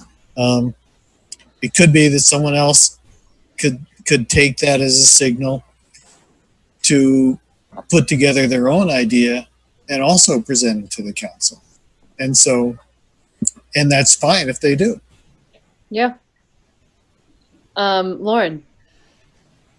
I think I generally agree with that. The only thing I am feeling cautious about with that approach is just knowing how challenging this property is, and there's so much context. Like, I would hate for someone to waste their time doing a vision without, you know, necessarily having the opportunity to speak to all the players and understand all the complexities of it, and maybe a more formal process that ensures that all the right, you know, voices and legal entanglements and everything are known, understood, and that something's being put forward that would actually be feasible and work. That's just one consideration. Thing is also too, if it's a city group, then I think we actually probably have to make an appointment to it as like a working group, which would take a lot of time potentially. So it's almost just easier to have it be a private group. But Elizabeth, go ahead. So I just wanted to say that, you know, this visioning that's happening is not under the auspices of any one group. This is a coalition of people. I'm, you know, kind of in my thing as an organizer is to involve people, and we certainly would be happy to make the process more public and, you know, basically, I don't know, have some design charrettes or, you know, whatever it is that would be part of the visioning in order to make it very public and get as many people in to walk the property. And, you know, I do think it'd be great to put together some sort of written description of the legal conundrum so that people could know that in general. And I don't know whether the city can take, you know, Donna's idea of having the legal avenue figured out, or someone going down that road. But yeah, go ahead, Donna. I'm just putting my hand up for my turn after you. Don't let me interrupt. Okay, well, I thought you had a brilliant idea I was going to do. Oh, absolutely, always. It's always. Yeah, so I just think that, you know, some of these things do need to be put together, and I'm just happy to help facilitate that in whatever way I can. Donna, go ahead. Well, I was really feeling they don't need to know all the legal entanglements. They should just vision the property. I mean, again, and I think vision the property, particularly without the house, and even maybe a real light drawing of something totally different on stilts, whatever, but that they just deal with the property in a vision. And then that's why I separated them. Because the legal stuff we know, this other group has gone on, what, 5 years? Trying to untangle it. So I wanted that to be separate purposefully. I don't think you need to know the legal stuff to look at the land and decide what you'd like to do with it. That's all. Yeah, Bill. So a couple things about the legal thing. One, right, we certainly understand the legal situation. I think the question is, how do you move forward past it? And to some extent, you know, one of the reasons there's been a legal stalemate is that I think each group that's been involved to date, excluding the city, well, we've been involved from the public safety aspect, but in terms of the use of the property, has been involved from the point of view of asserting their legal rights for the outcome that they would like to see. So to some extent, us, you know, if we're interested in a particular outcome, then we would probably pursue how do you get that legally? Does that mean, you know, so let's just say, for the sake of argument, that we really wanted this to be developed privately, whether it was a Connors or somebody else. You know, we might be then looking at how do we extinguish these easements? What you know, what is there a role the city can play, taking it by eminent domain or whatever, you know, or declaring it abandoned to somehow take these restrictions away to open it up for other things. If our goal is that we want the whole thing to be in the public's, you know, we want, whether we own it or it's open to the public, then our role might be, hey, Preservation Trust, how can we work out something? You know, maybe you pay for the building to come down, but we keep it, you know, we'll help, you know, so I think there's, right now, there's just a lot of people have competing visions for the property, and we've said we just want it to be safe. So if we want to become a player, then you know, that's a different role than we've had. I think we can, you know, I could picture a group like Elizabeth's partnering with VHCB and the Preservation Trust and saying, this is what we want to further our interests with this easement. And then that party would have to figure out, okay, what does that mean for the bank getting paid off? What does that mean for Connor's right of first refusal? And they'll have to negotiate those out somehow. So a lot of the legal is what are people interested in and what do we want to come out. So, you know, there's no specific legal outcome here until we figure out the path. So, you know, it's like, where are we going and how do we get there? So so perhaps the legal questions almost have to wait until we know what we want. Right.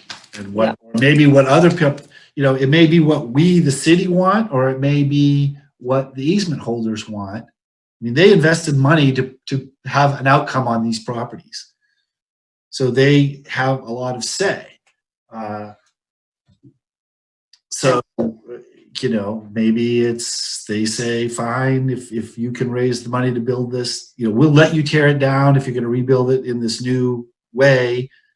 You got to pay off the bank, and we'll go to court with you if Connor tries to force his right of first refusal. You know, who knows? I mean, there's any number of outcomes that could happen, and we can't speak for any of those agencies. But you know, Elizabeth and her pals should certainly reach out and see where, you know, what they're open to and doing.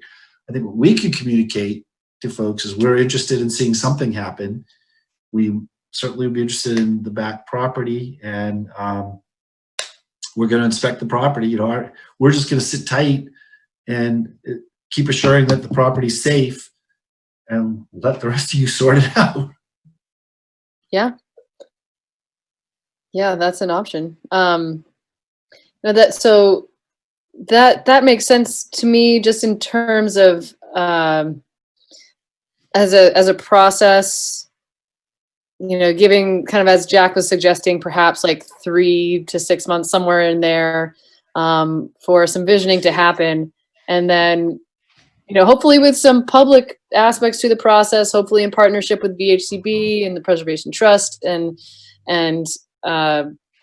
hopefully with those partnerships and maybe some public design charrette opportunities, that we can at least have a vision for what might be good for that property, and particularly, like, you know, with that building, you know, because gosh, like it could be very expensive. But the thing is, like, if there's a clear articulated vision, then it's something that people can rally around. Or even if it's something like, well, we got to tear the building down to rebuild something, or, you know, or we say, you know, we're going to hold this building in our hearts on this sign, and, you know, value it for what it was and have a historic marker. And that's, you know, all that we can really accomplish, then like, that's fine. But just so that we have a clear picture of where we'd like to go. And I guess I'd like to just weigh quickly. Yeah. I think that's right. And I think, given all that the city has going, I'm not sure we should be the leader of that process.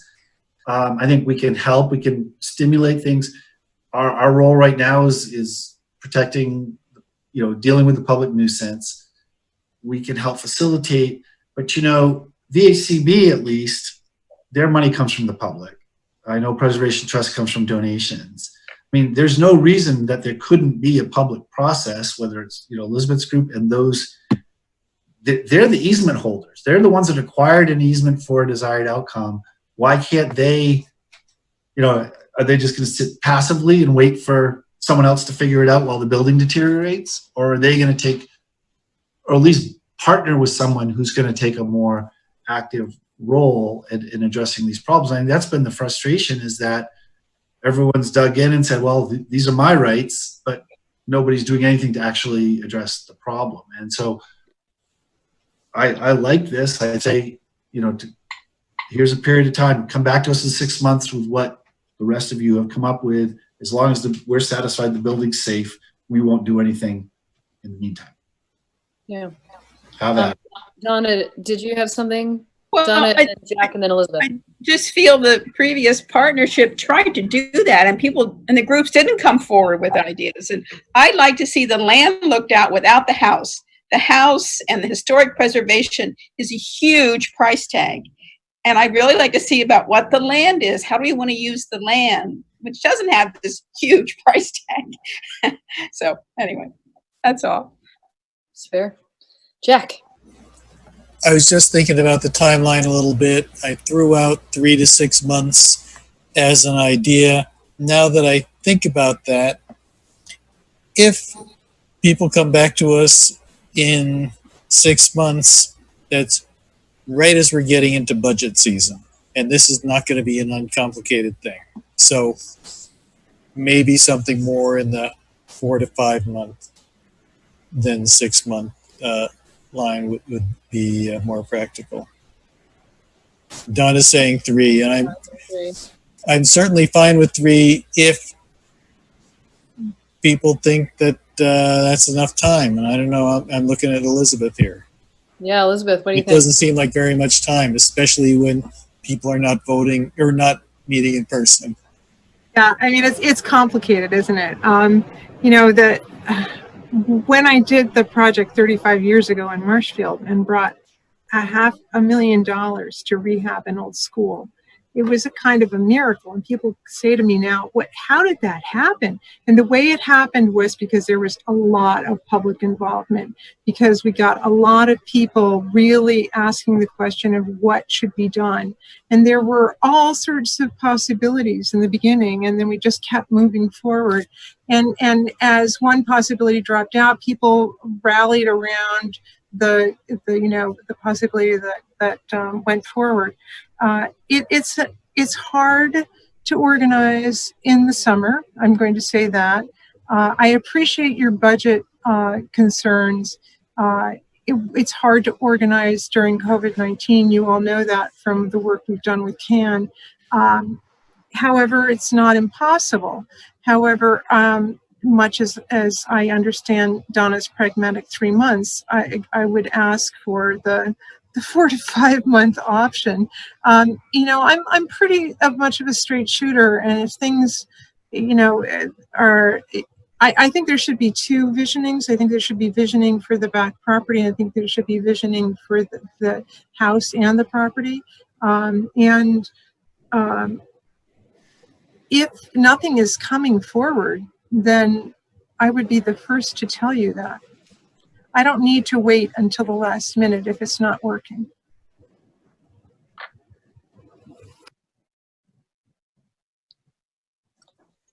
Donna. I guess, again, thinking of everything else, if you think 4 months, I'm thinking like October, November. But once you miss November, then you get into December and January. And, you know, so then you're into spring. So I think it's either November, which maybe it happens, but doesn't. But I think it'd be good to have a goal like November. And that doesn't happen, then you move it to the spring of next year. Here's an idea. How about this? Again, I'm trying to keep us in our lane. So the city takes a position that the building's not in imminent collapse, but it needs to be monitored. So we'll inspect it again in 4 to 5 months. We'll inspect it now, we'll inspect it again. And we're willing to allow an indeterminate period of time for people to work on this as long as the building can still stand. And in the meantime, if the solution involves taking the back of the property, we're willing to entertain that. When, you know, we're generally favorable to that, and we'd like to see what that use might be. And then they can come back with their plan whenever they want, understanding that if the building gets dangerous, we're going to take it down. And we're going to deal with the hazard. So then there's no real, I mean, their timing coming to us is really going to matter if they're looking for money from the city. Then it's going to tie in with budget anyway.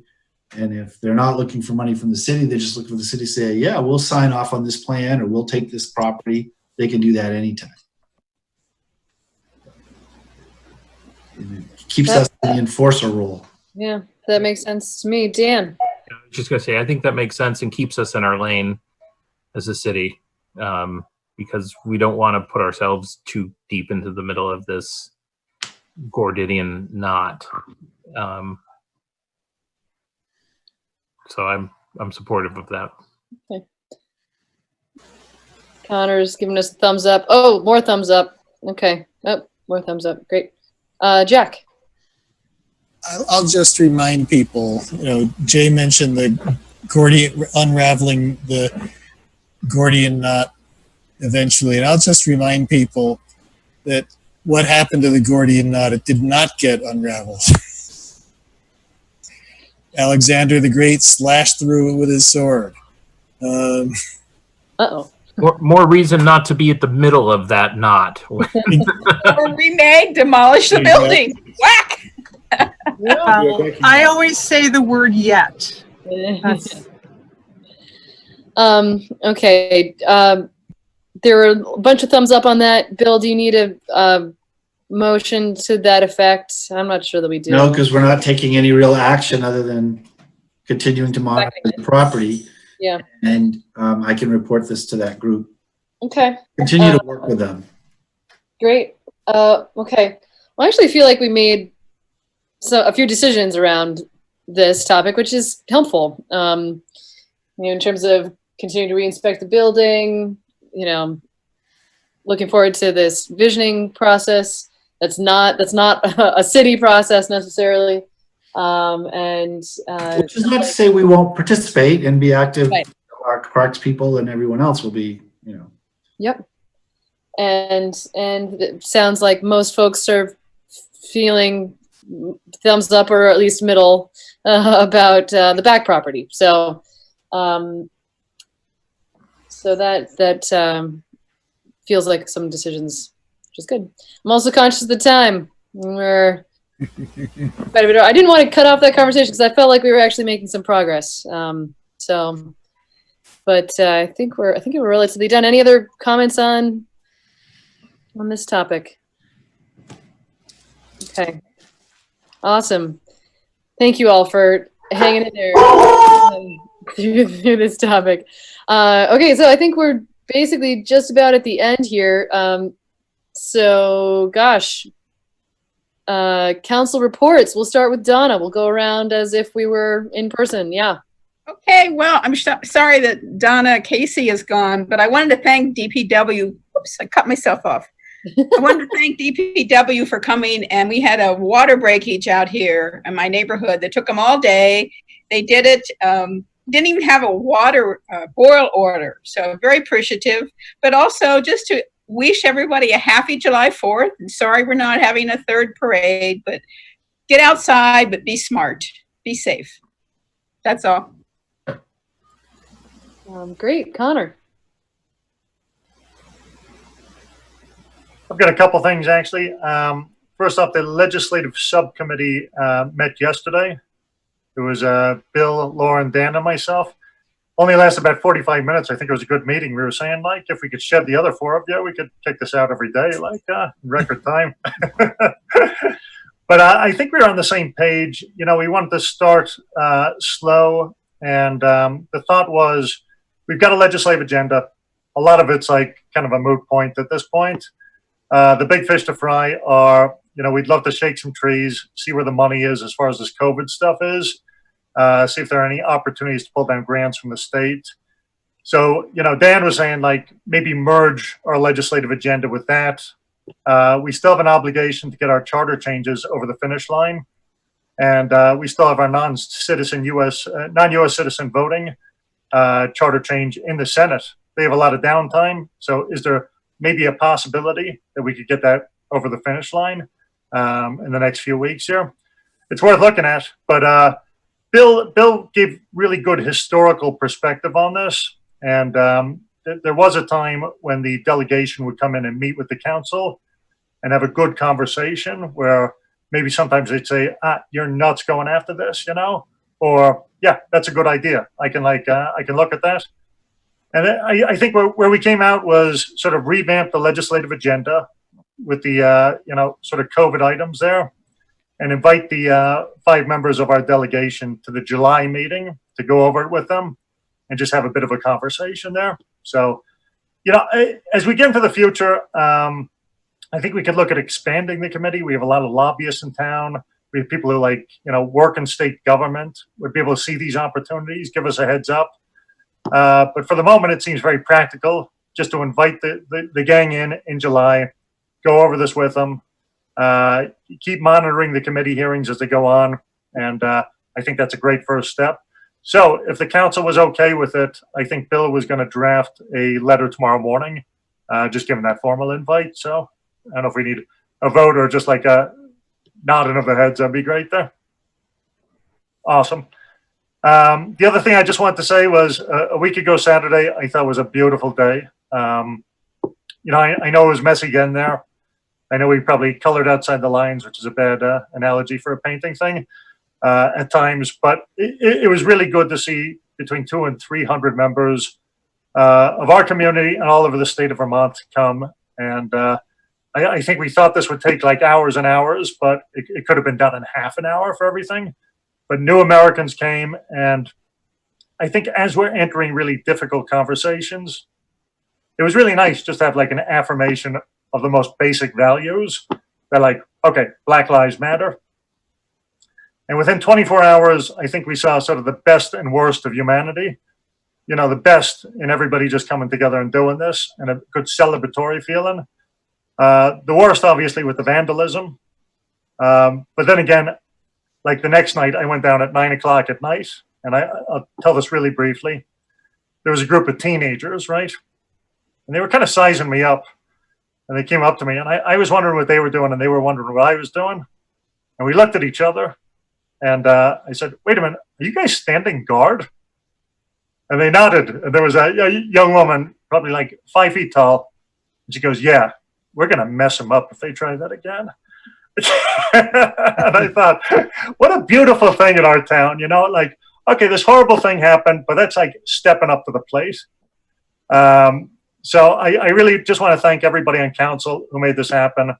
I want to thank the city employees, and especially like Department of Public Works and the fire department that were out there.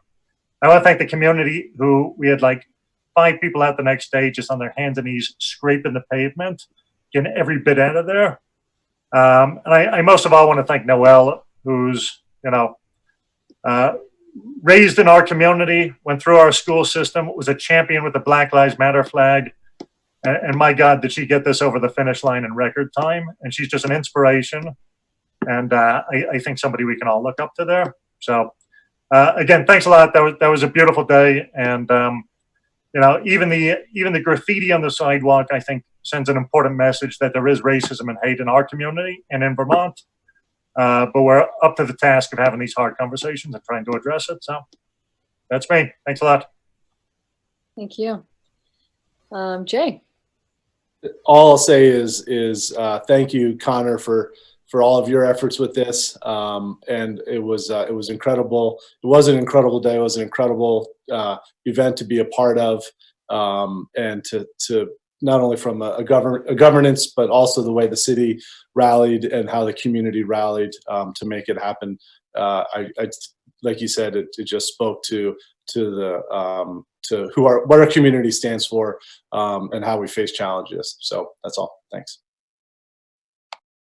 If I could just like, Jay flew a drone and took that picture of the Black Lives Matter thing on the street. And that was so cool. It's like we had people calling saying they saw it on CNN. So thanks a lot for that, Jay. Awesome. Dan. Rather than plow already furrowed ground, I got a call from a constituent asking about graffiti on the bike path. Apparently there's, new canvas spawns new creative endeavors, but I know that there was some profanity out there that's causing some concern, at least one constituent. So I know Department of Public Works really does that a great job of covering that up, but I'll simply raise it. I got the call today, someone fairly concerned. So I think we have to just be careful about that. Did they tell you where it was specifically so we can note that? I think it was in the news section, out towards Gallison Hill, but I didn't ask them for the specific location. Okay, thank you. I know there was a new piece down by at the end of the parking lot by the behind the garage where the bridge abutment there for the bridge over the river. But we still, that's the beauty of local government, is that there are no Republicans, Democrats, progressives. There are members of the community. And just as we celebrate these really big moments of coming together, we always have these little small moments too of trying to keep our community livable and pleasant for everyone. So it's plowing the streets as well as painting the streets. Yeah. Jack. Just one very quick thing, and maybe Bill was planning on mentioning this too, but a couple of years ago, it seems, we set up a committee or a working group to revise the tax stabilization policy. And Bill and I just met the other day to put the finishing touches on it. And so probably in our July meeting, we will be coming back to council with our proposed changes to the tax stabilization policy. And then we will be able to check one more item off our to-do list. Cool. Fair enough. Lauren. Yeah, just a couple quick things. One, I also wanted to acknowledge the great Juneteenth celebration that we had. I don't know who was able to make it out for that, but on really short notice. And, you know, Jack has taken the initiative the last couple of years to put forward a resolution for the city, but there was great speeches, music, poetry, really great turnout, and it was just a beautiful event for our community. And again, Noelle was a leader in that, and Jess Edgerly Walsh, former city councilor, and so just some acknowledgement there for a great event on pretty short notice, and that was really wonderful to see. And you know, we're not having our July 3rd celebration, so having that Freedom Day celebrated was pretty great. Just wanted to mention, it came up a little bit before in the meeting, but just for you all, the Social and Environment and Economic Justice Advisory Committee is continuing to meet, and thank you to Cameron for keeping those meetings going, because we are trying to get the contract out that we've been talking about for a while, and do some of these our equity work that we've been committed to. So that is moving on, and when we have progress to report, I'll do that. But just letting you know that we're going to be touching base with the people who'd put in proposals earlier in the year that we put on hold, and seeing if we can get that process going. And then the last thing I just wanted to mention, I brought it up a few weeks ago, but with elections, so when John speaks, I don't know if we need to, it might be good to put on the agenda just a quick check-in on what's happening. I mean, there's different procedures this year. We might want to do, you know, I know that volunteers in our community, like many communities, are a lot of older people. We might want to do a call out for a volunteer pool for the in-person voting and get some young people. And so just wanted to get some attention on that and what the city might need to do, especially if it's going to take some time to recruit people for the in-person. I know we're going to encourage lots of people to vote by mail, request your absentee ballot, but anyway, just wanted to raise that again to see how we can help support that and raise the profile of any changes that are happening due to COVID. That's it. Thanks. Great. So thank you all for your comments already. I mean, we've covered, gosh, it's been an intense few weeks, right? Like beyond even just the national news. I was thinking about, gosh, all the emails that we have been getting about police reform, about racial issues, and you know, from navigating the Black Lives Matter to then the vandalism, and then the great effort of people afterwards to clean it up, as well as a standing watch. That's just amazing. And the Juneteenth celebration was fabulous. People, I thought, did a really great job staying socially distanced through that, and also it felt like a festival without also feeling dangerous somehow, which was great. And I just wanted to note about that particularly. So it came up to me, you know, could we make Juneteenth a bigger deal in future years, perhaps somehow more on par with the July 3rd celebration? And I think that is worth talking about. Now, to be fair, that's really Montpelier Live's domain.